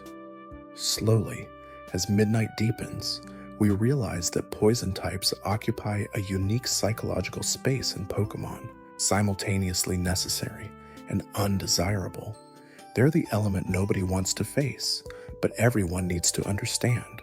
The type that teaches important lessons about dealing with unpleasant realities. Poison reminds us that nature includes dangerous things, that not everything in the world is safe or beautiful, and that survival sometimes means developing resistance to toxic influences.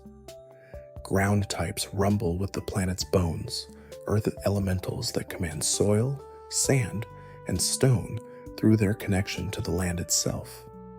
14 ground types populated the original Kanto region, ranging from the humble Diglett to the prehistoric Rhyhorn, each expressing different aspects of Earth's power. The type embodies stability and physical presence, Pokémon that attack through earthquakes and physical bulk rather than energy projection or special attacks. Ground types feel heavy and solid, creatures that plant themselves firmly and refuse to be moved, their power drawn directly from the earth beneath everyone's feet. Earthquake emerged as perhaps the single most important move in competitive Pokémon history, offering perfect power, perfect accuracy, and near-perfect coverage all in one reliable package. The move's widespread distribution meant countless Pokémon learned it regardless of their typing, making ground coverage nearly mandatory on serious teams.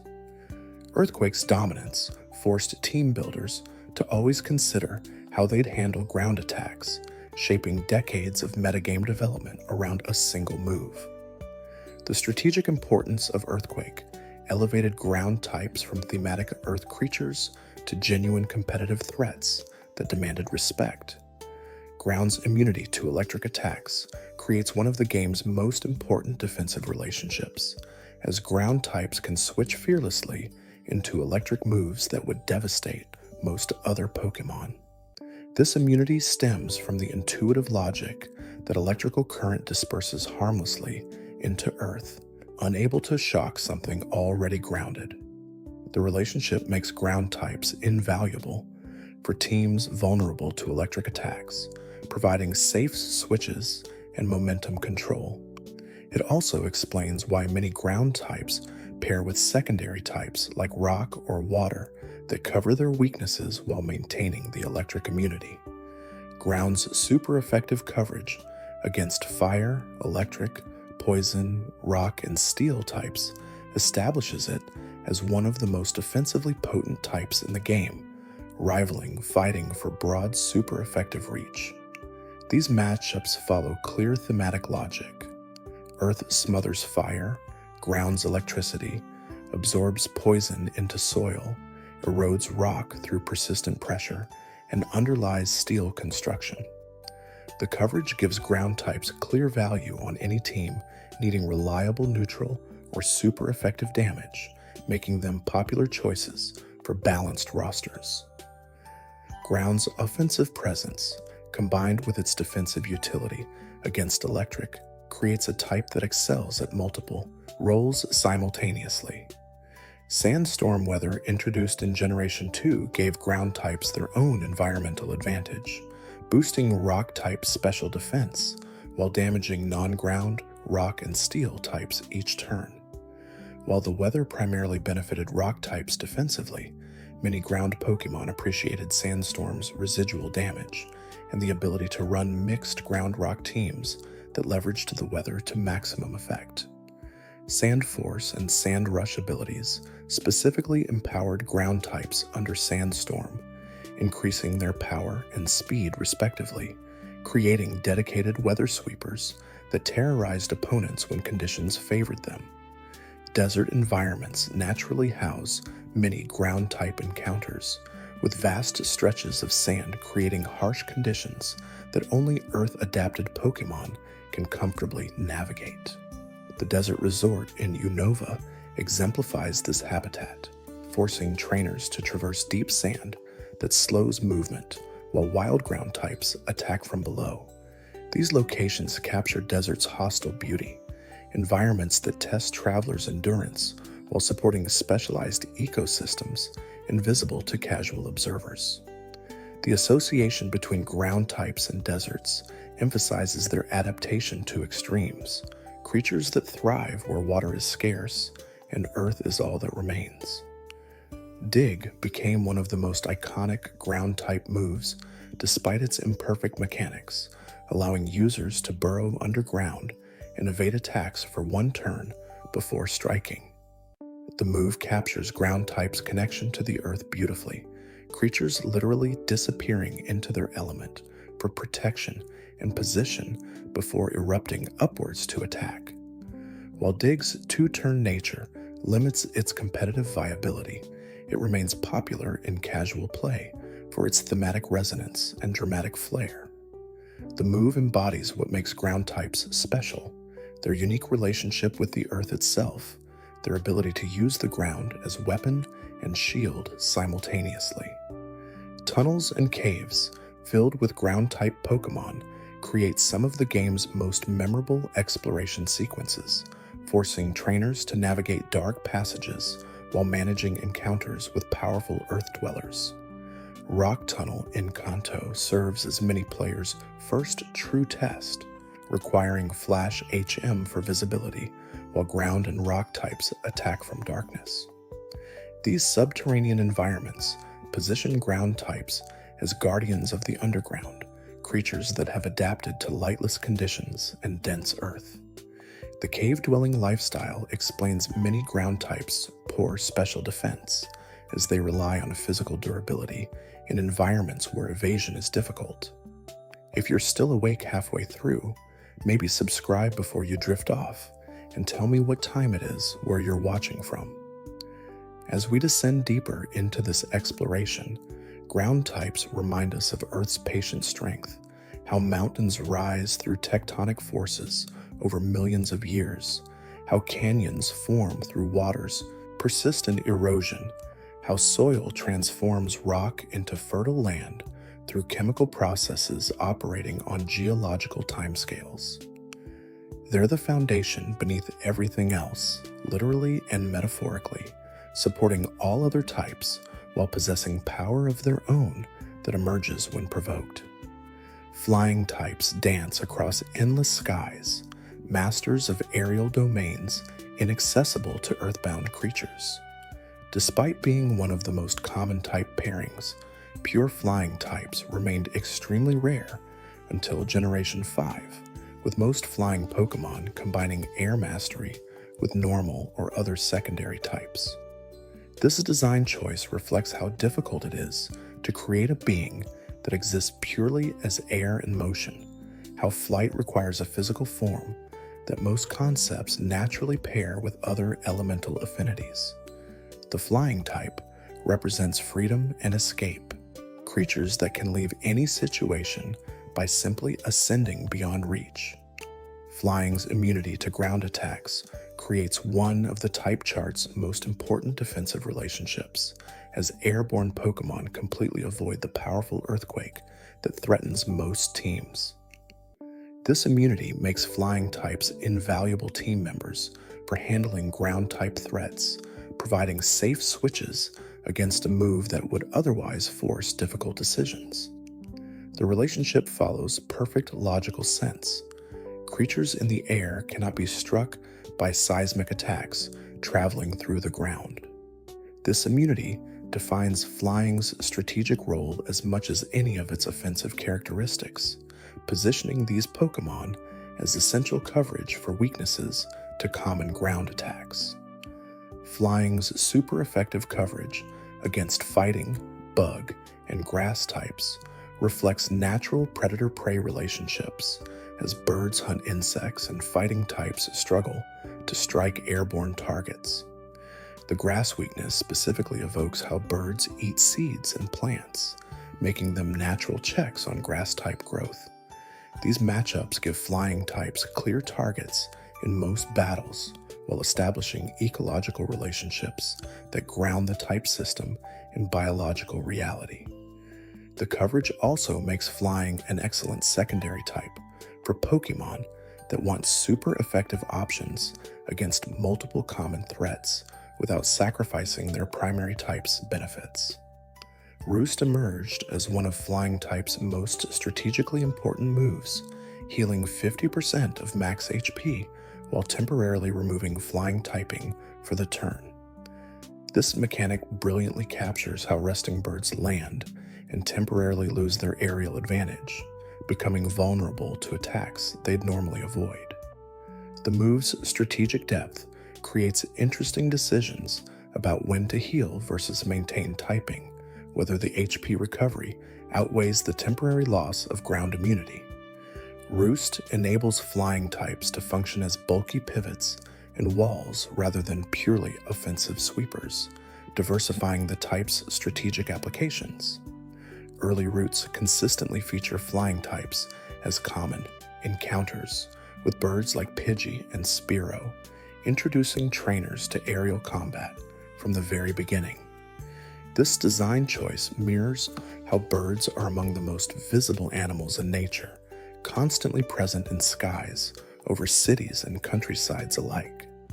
The ubiquity of flying types makes them feel fundamental to the Pokémon world's ecology, essential components of every environment rather than rare specialists. It also ensures nearly every trainer can easily obtain a flying type for HM Fly, making exploration of the game world more accessible. Fly served double duty as both powerful attack and essential exploration tool, allowing trainers to instantly travel to previously visited locations. This utility guaranteed that most serious playthroughs included at least one flying type, making them among the most commonly used Pokémon across all generations. The HM system created deep bonds between trainers and their flying types, who became irreplaceable for both battle and convenience. Even when team composition suggested dropping the flying type, its utility for movement kept it in the roster, demonstrating how practical benefits can matter as much as combat effectiveness. Legendary flying types often embody storms and wind, divine beings that command weather and atmospheric phenomena. Articuno, Zapdos, and Moltres all carry flying as their secondary type, despite primarily representing their specific elements, acknowledging that birds inherently claim the sky even when they wield other powers.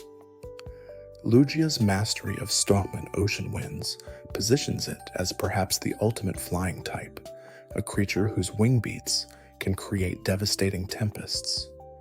These legendary encounters elevate flying from simple aerial mobility to godlike command of the very air itself. Tailwind changed competitive flying type usage by providing team-wide speed control, doubling ally speed for 4 turns, and enabling entire teams built around speed-based strategies. This support role diversified flying type applications beyond simple sweeping or scouting, making them valuable for enabling teammates rather than just dealing personal damage. The move captures how real flocking birds benefit from coordinated movement, how individual members enhance the group's collective effectiveness through cooperation rather than solo excellence. Hurricane embodies flying type's connection to storms, dealing devastating special damage with perfect accuracy during rain while confusing opponents. The move's interaction with weather demonstrates how flying types manipulate atmospheric conditions to their advantage, how skilled aerial combat means using wind and rain rather than fighting against them. Hurricane's power comes with imperfect accuracy under no normal conditions, creating risk-reward calculations that separate skilled players from those who simply spam powerful moves without considering consequences.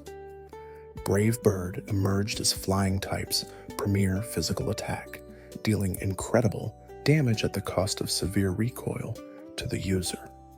This high-risk move captures the desperation of predatory diving attacks, birds plummeting from heights to strike prey with devastating impact even when the attack risks the hunter's own safety.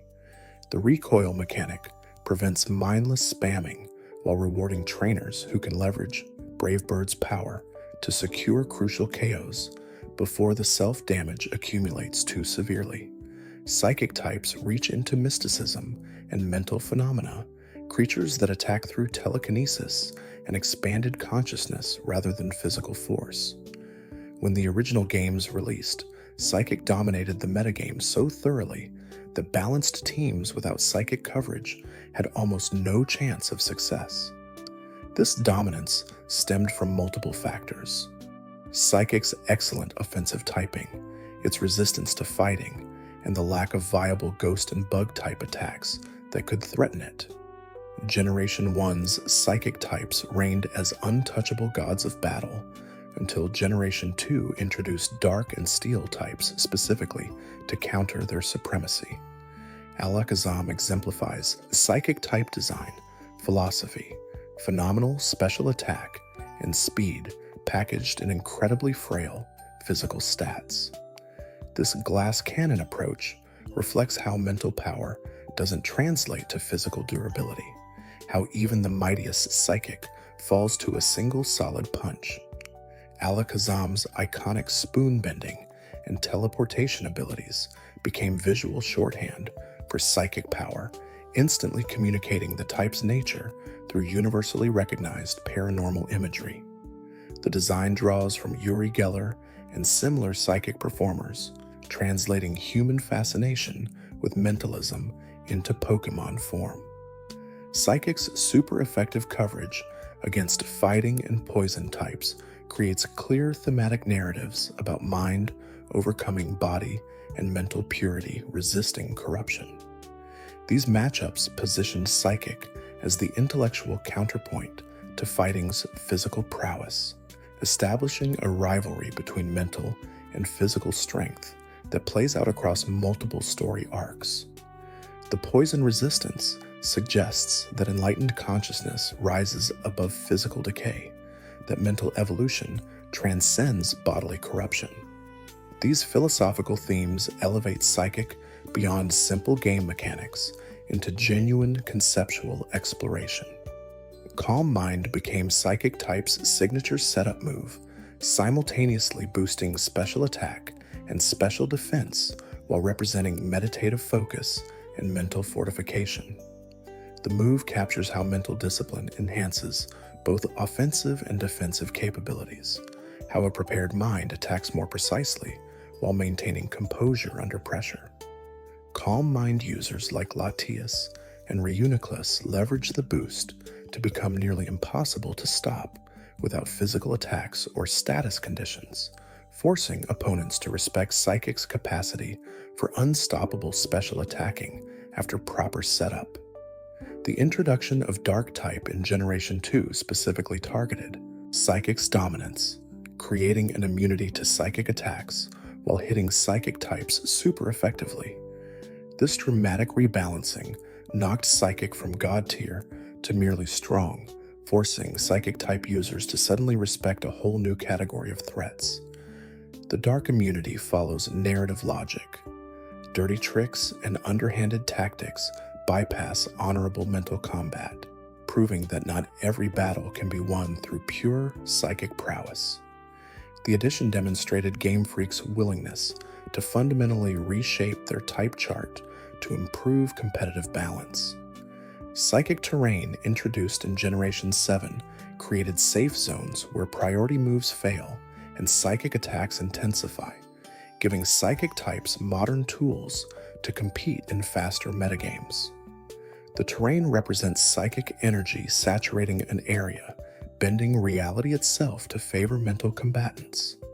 Psychic Surge ability allowed automatic terrain setup, enabling dedicated Psychic teams that operated in permanent Psychic fields. These mechanics revitalized Psychic type usage after years of struggling against faster Dark and Ghost attackers. Future Sight and Doom Desire provide unique delayed damage mechanics, attacking 2 turns after use and enabling complex prediction plays. These moves capture precognition and foresight, Psychics seeing future possibilities and setting events in motion that eventually manifest as devastating attacks.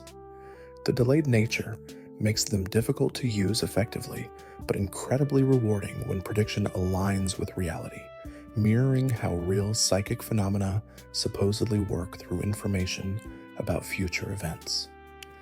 Telepathy and other communication-focused Pokédex entries establish psychic types as beings that transcend language barriers through direct mind-to-mind contact.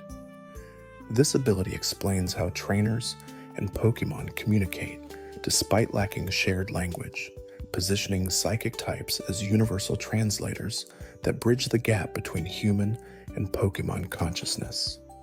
The concept adds philosophical depth to psychic types, suggesting they've evolved beyond humanity's current mental limitations into something approaching enlightenment.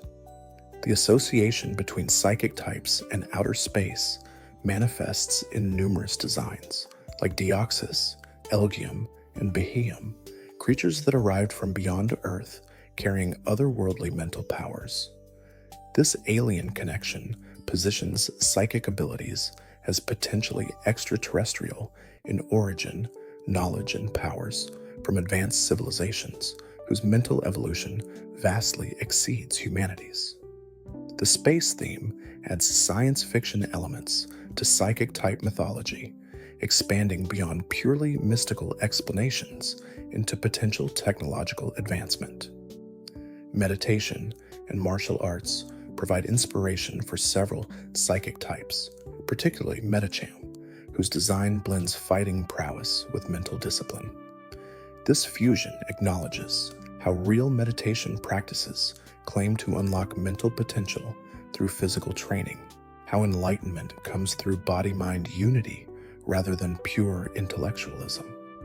The fighting psychic combination creates unique strategic profiles, Pokémon that hit both physically and specially while resisting common attacks against either pure type.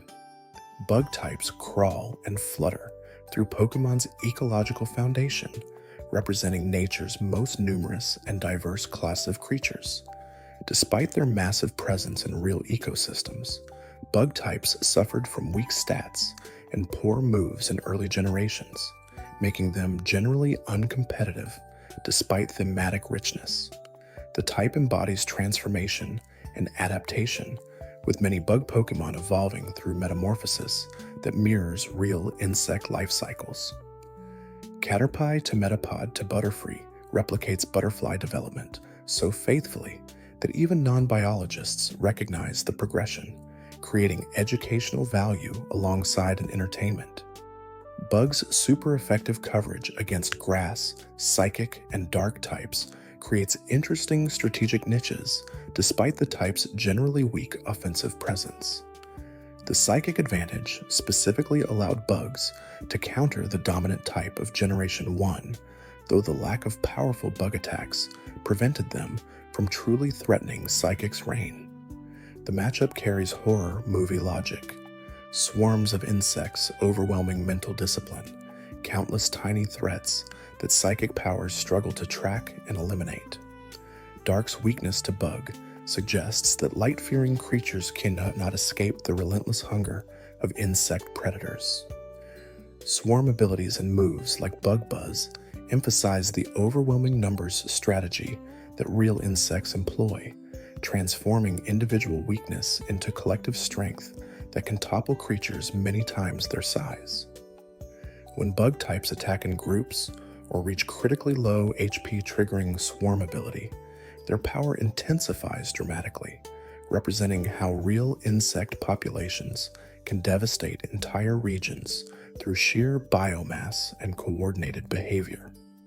This theme of collective action versus individual power runs through bug-type design philosophy, acknowledging that insects succeed through radically different strategies than larger apex predators who rely on personal prowess.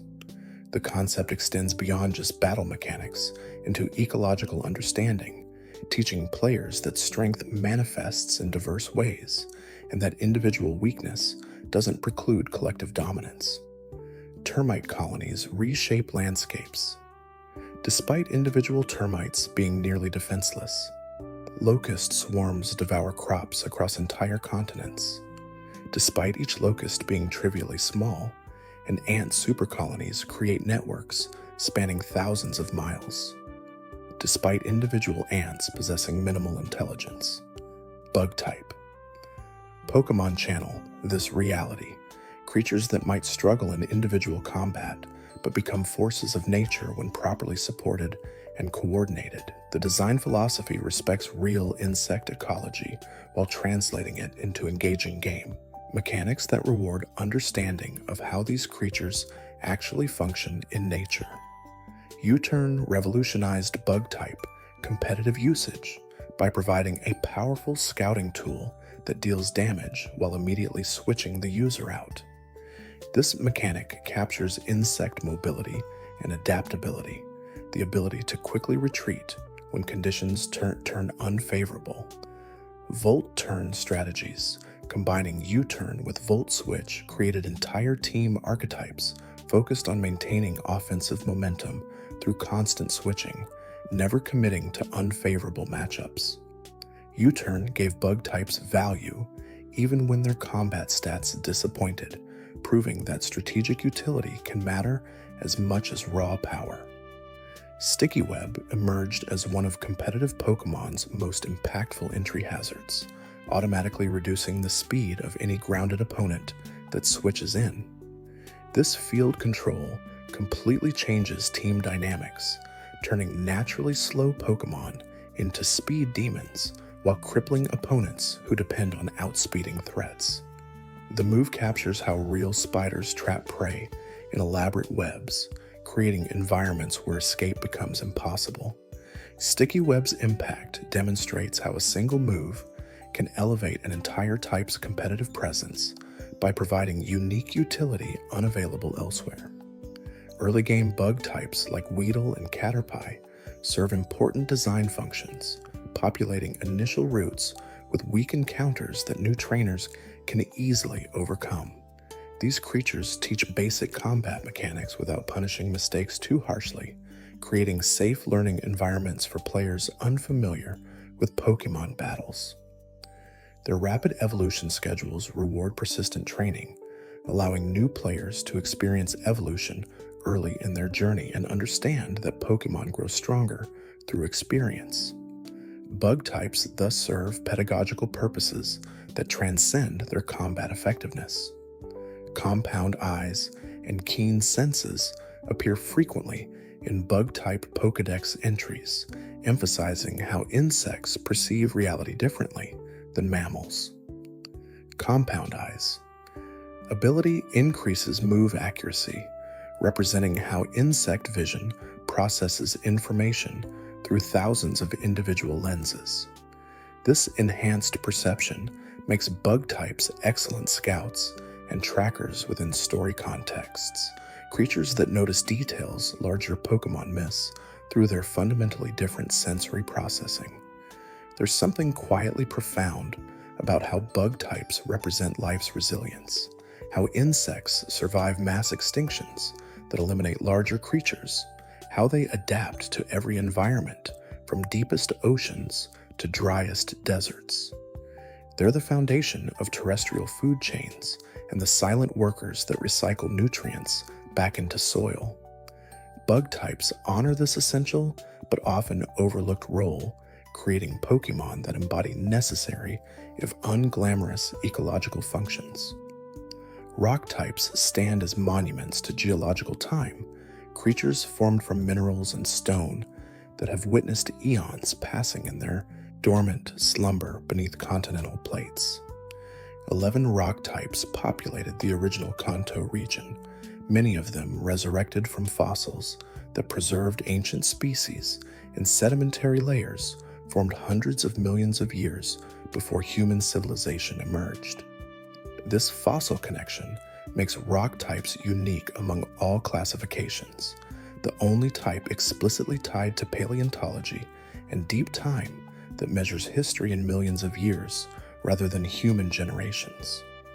When trainers revive Omanite or Kabuto from ancient amber and shells preserved in Jurassic strata, they're literally bringing pieces of the distant past into the present, walking alongside creatures that existed millions of years before humans evolved from ancestral primates, before mammals dominated terrestrial ecosystems, before dinosaurs ruled the Mesozoic.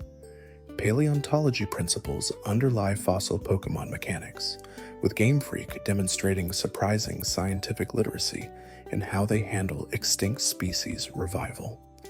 The choice to make fossil revival requires specialized laboratory equipment rather than simply healing fossils at Pokémon centers acknowledges that bringing extinct species back requires more than natural healing, necessitating genetic engineering and cellular manipulation beyond normal veterinary care. The rock typing of most fossil Pokémon reflects how mineralization preserved their remains, with original organic matter replaced by minerals through diagenesis over geological timescales. The process of fossilization itself informs these creatures' modern forms, as they've been transformed partially into living stone through their time buried in sedimentary layers. Prehistoric ecology inspires fossil Pokémon designs, with each species representing different geological periods and ecological niches from Earth's distant past.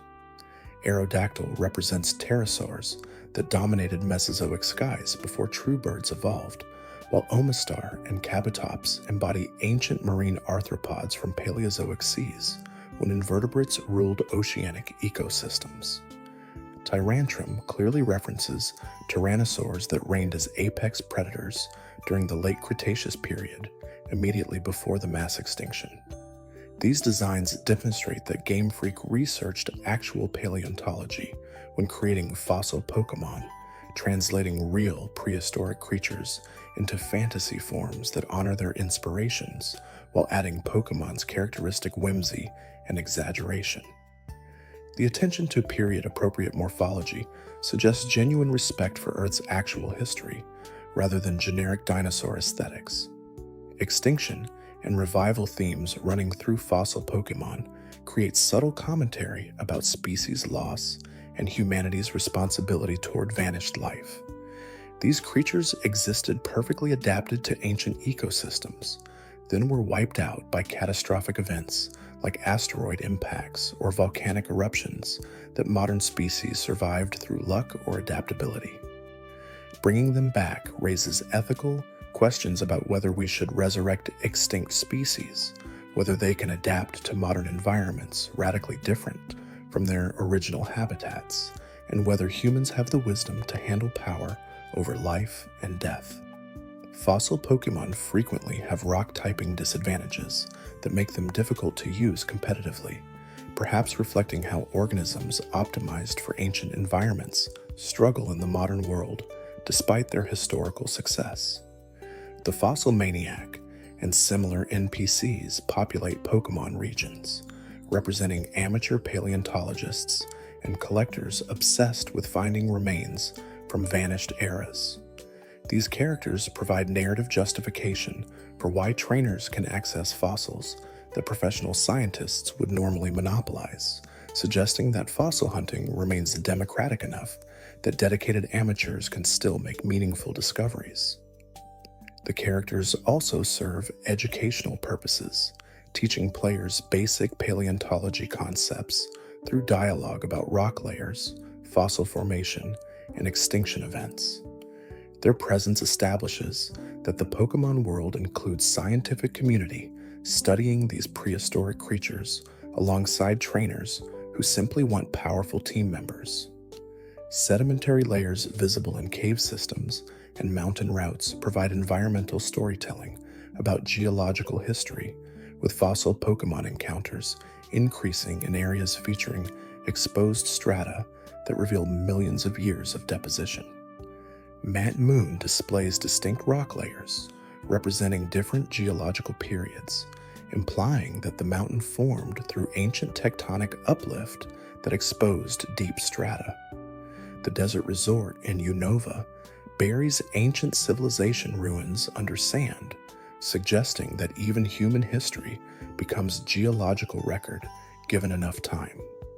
These environmental details demonstrate that rock types exist within temporal contexts, measuring time in incomprehensible scales where human history becomes brief, recent event barely visible in the geological record.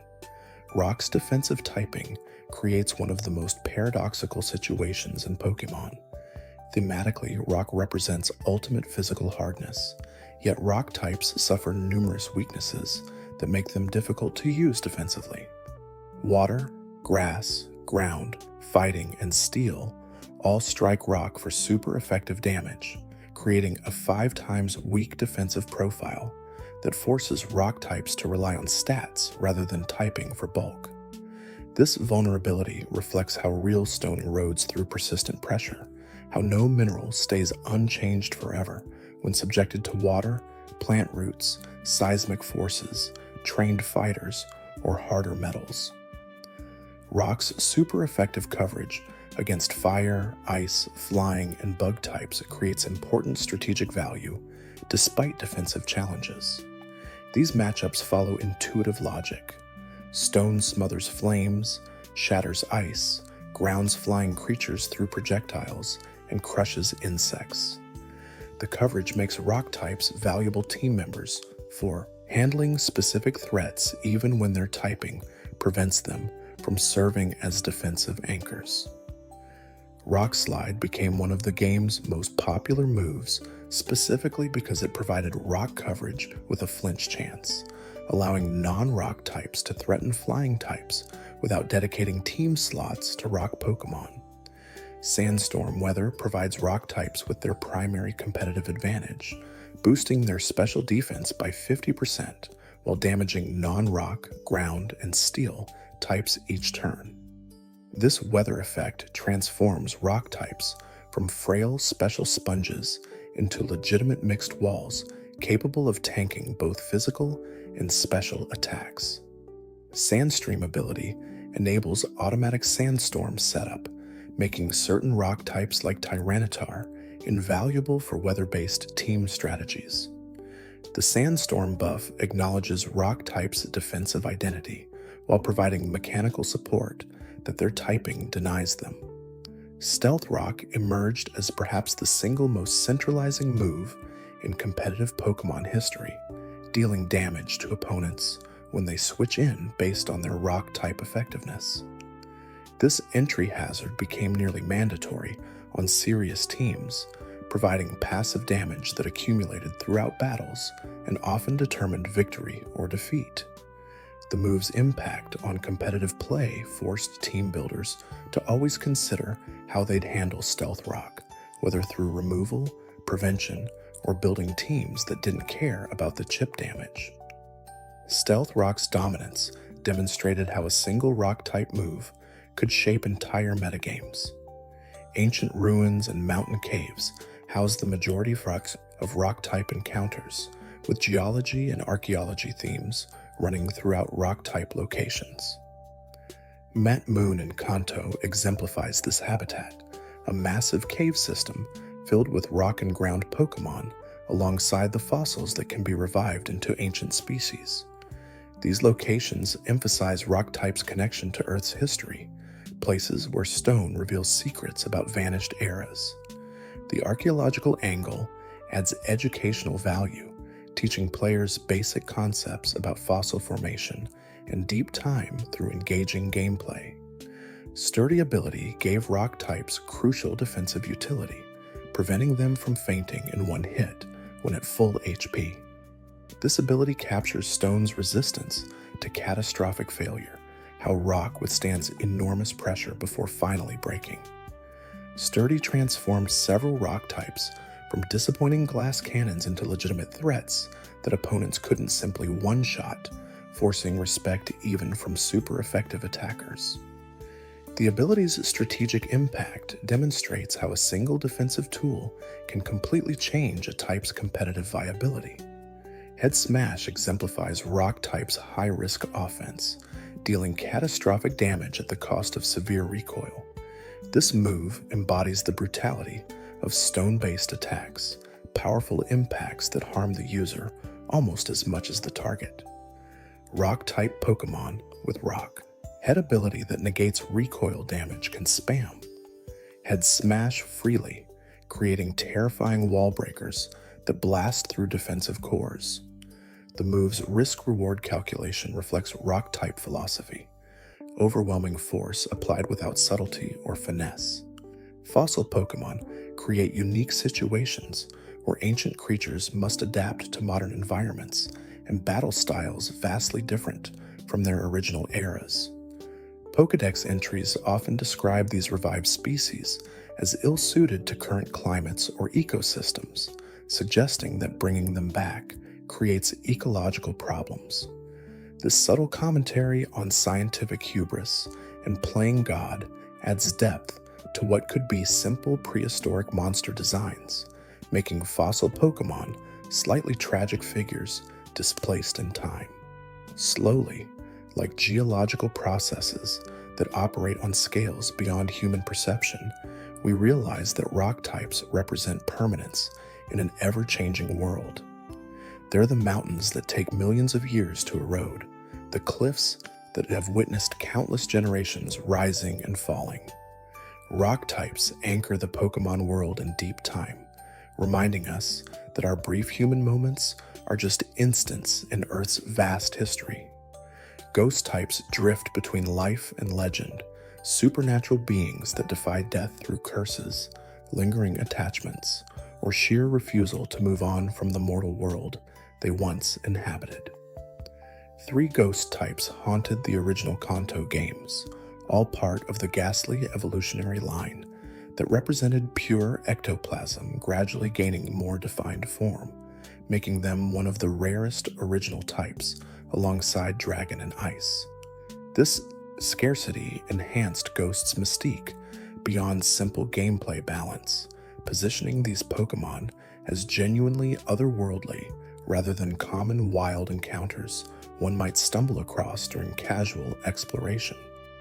The Ghost type draws from universal human fears and fascinations with death, spirits, and the afterlife that transcend cultural boundaries, creating Pokémon that resonate with deep psychological themes embedded in every human civilization's mythology and folklore. Death mythology from countless cultures influences Ghost-type design, with different Ghost Pokémon channeling specific afterlife beliefs and supernatural traditions. Yamask carries a mask that was its face when alive, representing the Egyptian belief that faces must be preserved for the deceased's journey through the afterlife. Spirit formed from 108 spirits bound together through ancient punishment, directly referencing Buddhist tradition's 108 earthly desires that trap souls in the cycle of reincarnation. Decidueye and other ghost types that died protecting something embody the Japanese concept of yurei, spirits bound to the mortal world through powerful emotions or unfinished business that prevent peaceful rest.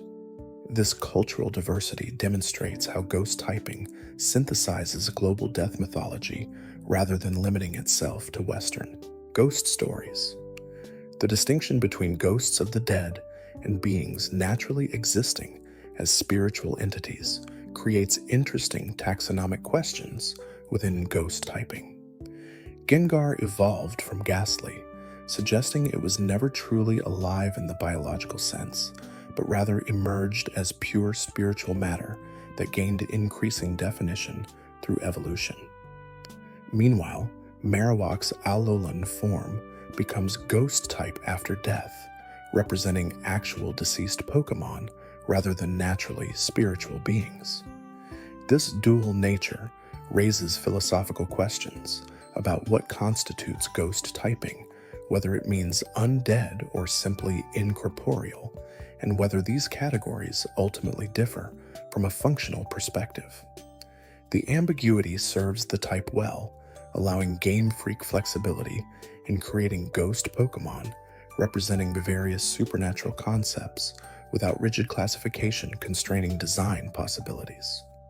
Haunting behavior distinguishes many ghost types, with Pokédex entries describing how they lure travelers to their doom, feed on emotions or life force, or trap victims in alternate dimensions from which escape becomes impossible. Dusk Noir guides departed souls to the afterlife, functioning as psychopomp that ensures proper transition between life and death. Bennett formed from an abandoned doll seeking revenge against the child who discarded it, embodying the vengeful spirit archetype common across Ghost Story. Chandelure lures victims with its hypnotic flames before absorbing their spirits, representing the danger of following mysterious lights into darkness. These predatory or vengeful behaviors position ghost types as genuinely dangerous rather than simply spooky aesthetic choices, creatures that exist in fundamental opposition to living beings. Possession represents another major ghost-type theme, with several species capable of entering and controlling objects or other beings. Rotom possesses household appliances, transforming based on what it inhabits and gaining different secondary types accordingly. Spirit dwells in keystones that seal its malevolent power, requiring the stone as physical anchor for its formless spirit. Aegislash formed when ancient warriors' spirits inhabited their swords, creating Pokémon that blur the line between weapon and wielder. These possession mechanics explore the horror genre's fascination with loss of bodily autonomy, creatures that subvert our assumption that our bodies belong exclusively to us and cannot be commandeered by external consciousness. Lavender Tower exemplifies ghost-type environmental storytelling, creating one of Pokémon's most atmospheric locations through clever use of music, fog effects, and encounter tables. The tower functions as massive cemetery and crematorium where deceased Pokémon rest, drawing trainers seeking to honor fallen companions while warning that disturbing the dead risks supernatural retribution. Ghost encounters increase dramatically within the tower, suggesting the structure serves as portal or weak point between worlds where spiritual energy concentrates. Marowak's ghosts blocking access to upper floors until properly laid to rest demonstrates that some spirits cannot pass on until their earthly business concludes, requiring living intervention to achieve peace. The tower's design influenced every subsequent ghost-type location, establishing templates for haunted mansions, abandoned ships, and spectral forests that would populate future regions. Ghosts' immunity to normal and fighting attacks, while dealing super effective damage to psychic types, created one of the most thematically satisfying matchups in the original games. The immunity suggests that physical force cannot harm beings that lack physical form, that punching a ghost accomplishes nothing because there's nothing solid to strike. Meanwhile, the psychic advantage implies that mental discipline means little against beings that have transcended normal consciousness through death. These interactions position Ghost as the type beyond normal rules, creatures that operate by different principles than living Pokémon. Curse gained completely different effects depending on whether the user was a Ghost type, creating unique mechanical complexity that no other move possessed. Non-Ghost users boosted their attack and defense while lowering speed, representing a traditional curse of increased power at the cost of mobility. Ghost-type users sacrificed half their max HP to inflict a curse that damaged the target each turn until they switched out, embodying self-destructive spite that hurts both cursor and cursed. This dual functionality captured Ghost type's liminal nature, existing between categories and following rules that change based on user identity. Shadow Ball emerged as Ghost type's primary offensive move, providing reliable special damage with a chance to lower special defense. The move's widespread distribution beyond pure Ghost types made it valuable coverage for special attackers needing neutral damage against psychic and ghost targets. Shadow Ball's dark purple animation and eerie sound effects reinforced Ghost-type aesthetics, creating sensory experiences that matched the spooky theme. The move became so ubiquitous that competitive teams often carried it specifically to handle ghost types that resisted other common special attacks. Levitate ability frequently appears on ghost types, granting immunity to ground moves, despite having no thematic connection to floating or flying. This design choice acknowledges that many ghost Pokémon exist as spirits or specters that don't touch the ground, thus cannot be struck by seismic attacks. The ability provides crucial defensive utility, eliminating a common weakness that would otherwise threaten ghost types. Levitate ghosts become particularly difficult to counter, resisting multiple attack types while threatening many opponents with their excellent neutral coverage. Abandoned places consistently house ghost type encounters, with locations like Lavender Tower creating some of Pokemon's most atmospheric environments. These haunted sites tell environmental stories through design and encounter tables, suggesting tragic pasts that created the restless spirits now inhabiting them. The emphasis on abandoned human locations rather than wild nature distinguishes ghost from other types, positioning these Pokémon as supernatural rather than natural phenomena. Ghost types emerge from human tragedy and unfinished business, making them fundamentally different from elementals born from fire or water. Destiny Bond exemplifies a ghost type's vindictive nature, causing opponents who code the user to faint immediately afterward. This move creates intense psychological pressure, forcing opponents to carefully consider whether finishing off the ghost type is worth potentially losing their own Pokémon. The mechanic captures the revenge from beyond the grave trope common in ghost stories, ensuring the ghost gets final retribution even in defeat. Destiny Bond demonstrates how ghost types can win through spite and curse rather than traditional combat superiority. Spirit and Sableye gained legendary status in Generation 4 for lacking any weaknesses, their ghost dark typing creating perfect defensive synergy. This combination resisted multiple common attacks while having no super effective weaknesses until Fairy type introduction. The invulnerable typing made these Pokémon incredibly frustrating to face without specialized counters, forcing opponents to rely on neutral damage or status conditions. Their eventual Fairy weakness in Generation 6 demonstrated that even perfect defensive typing can't escape balance adjustments forever. Pain Split creates unique dynamics by averaging current HP between user and target, allowing low HP ghost types to heal massively while damaging healthy opponents. This move captures the suffering shared theme common in ghost stories, spirits that drag the living down to their level of torment.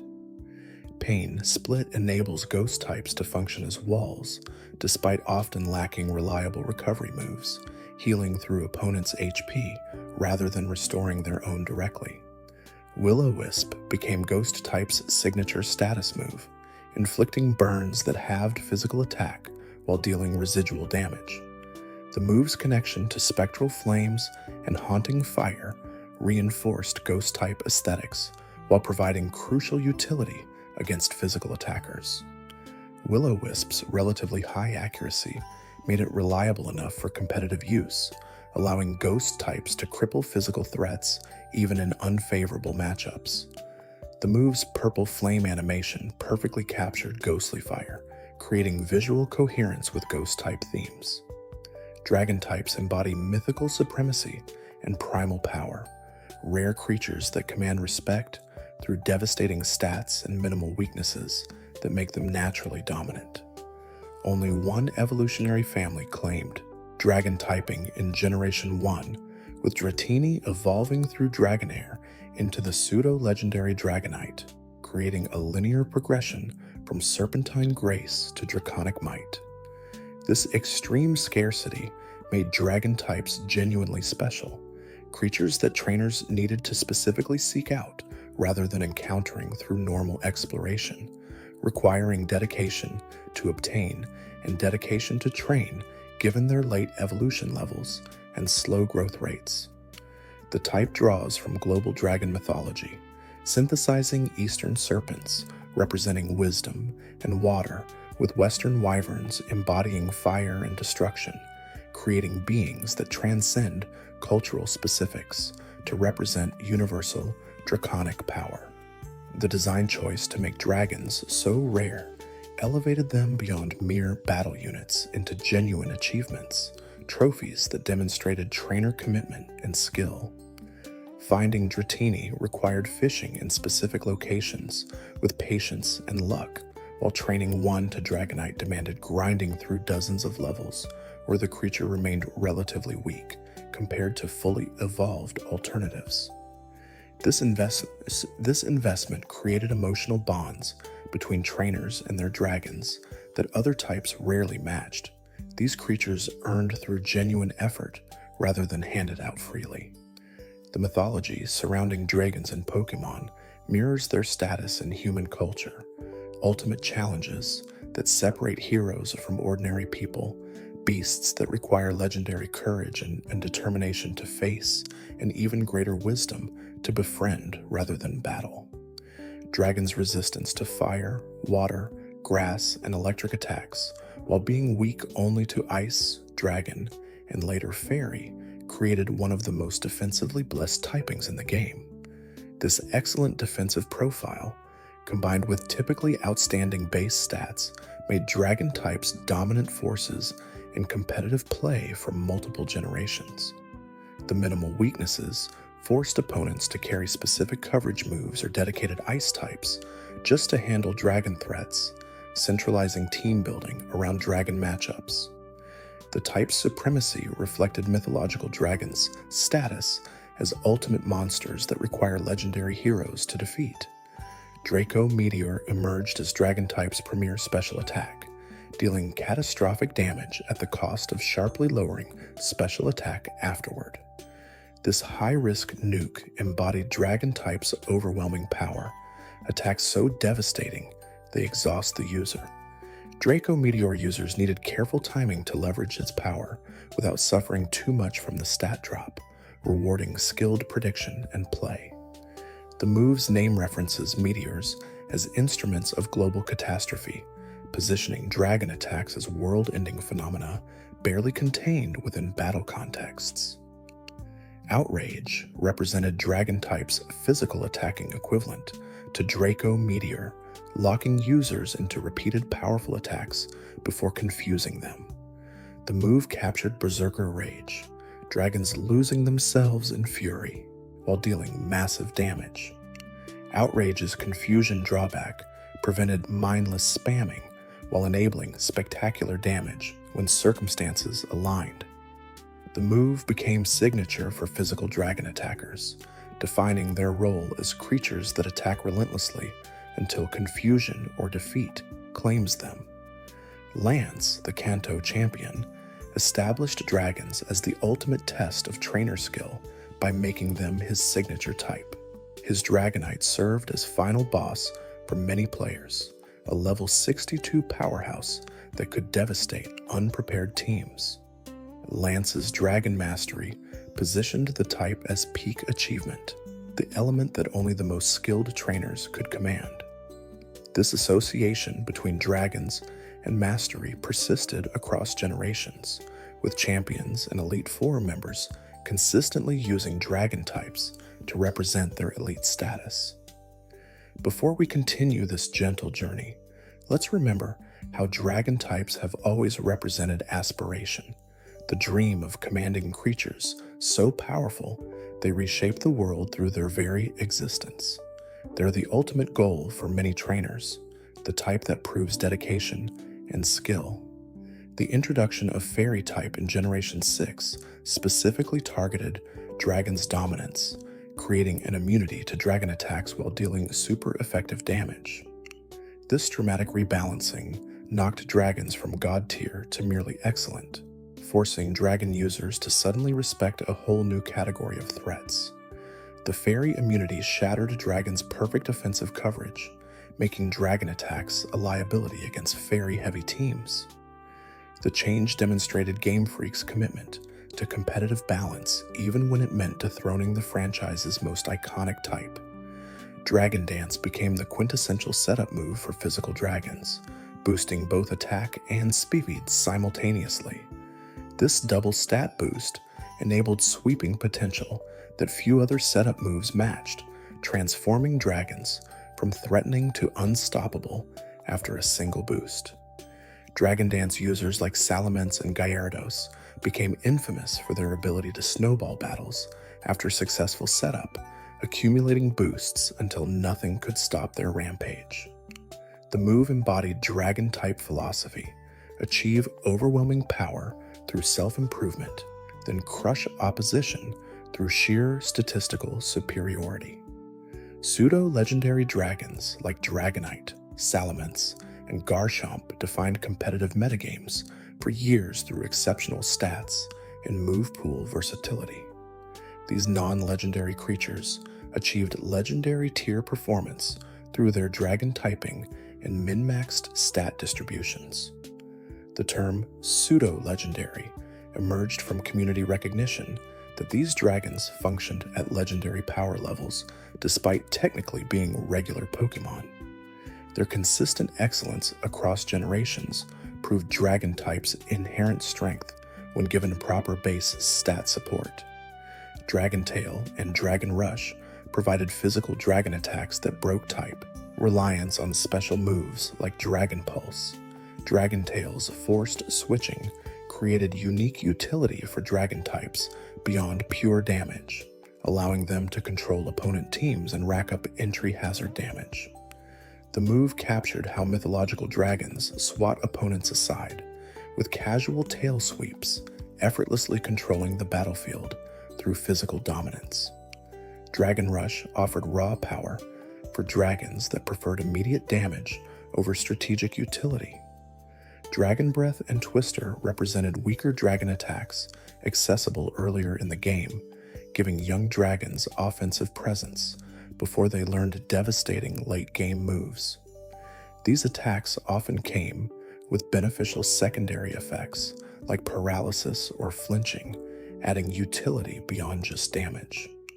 The progression from weak early dragon moves to devastating late-game attacks mirrored how dragons mature from manageable threats into unstoppable forces, rewarding trainers who persevered through the awkward middle stages. Dark types lurk in shadows and taboo spaces, creatures that fight through deception, ambush, and tactics that honorable opponents consider beneath them or fundamentally unfair. Generation 2 introduced Dark alongside Steel specifically to counter Psychic's dominance that had persisted since Generation 1, creating a type immune to psychic attacks while hitting Psychic and Ghost for super effective damage that fundamentally reshaped competitive balance. The type draws from concepts of shadow, night, trickery, and malice rather than any single element, encompassing both natural nocturnal predators operating under darkness and supernatural darkness representing moral corruption or absence of light. Dark types reject the clean elemental logic of fire or water, instead embodying concepts that exist between categories, in moral gray areas that civilization prefers to ignore while acknowledging their perpetual existence in reality. The Japanese name for dark type translates more accurately as evil type, revealing the moral dimension underlying what English localization softened to avoid implying these Pokémon embody genuine evil. This nominal distinction creates interesting thematic tension, as dark Pokémon don't necessarily act evil, despite their typing suggesting moral darkness. Umbreon evolves through friendship, demonstrating that dark types can form loving bonds despite their shadowy nature. Absol appears before disasters to warn people suffering persecution from those who mistake the messenger for the cause. These contradictions position Dark as misunderstood rather than genuinely malevolent, creatures judged by superficial associations with darkness rather than their actual behavior or intentions. Moral philosophy questions permeate dark typing, particularly around whether the ends justify means and whether fighting dirty inherently makes one evil.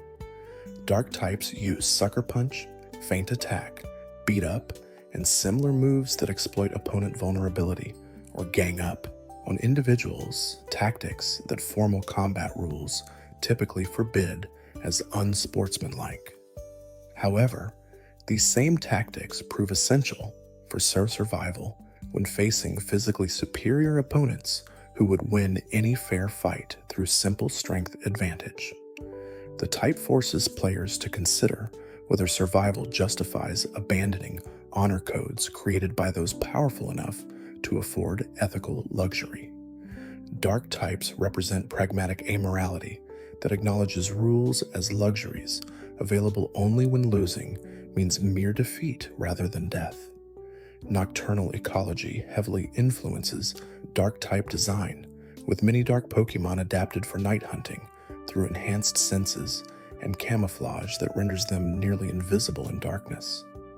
Umbreon's rings glow in darkness while its fur absorbs light, making it visible to allies while remaining concealed from prey. Zoroark creates illusions that deceive both prey and predators, representing how some species survive through trickery rather than physical prowess. Darkrai induces nightmares in sleeping creatures, feeding on fear rather than biological sustenance. These nocturnal adaptations ground dark typing in ecological reality, even as supernatural elements push beyond natural possibility into horror and fantasy. Underhanded tactics distinguish dark moves from fighting's honorable combat, with dark attacks frequently inflicting stat drops, flinching, or other secondary effects that cripple opponents beyond simple damage. Dark Pulse causes flinching, representing attacks that target courage rather than body. Snarl lowers special attack through intimidation and psychological warfare. Parting Shot reduces both attacking stats while the user switches out, exemplifying hit-and-run tactics that refuse sustained engagement. These debuffing effects position Dark as the type of psychological warfare and morale destruction, strategies that military organizations employ but rarely discuss openly due to discomfort around acknowledging war's mental dimensions. Taboo and transgression themes run throughout Dark-type lore, with many dark Pokémon associated with behaviors that society condemns or fears.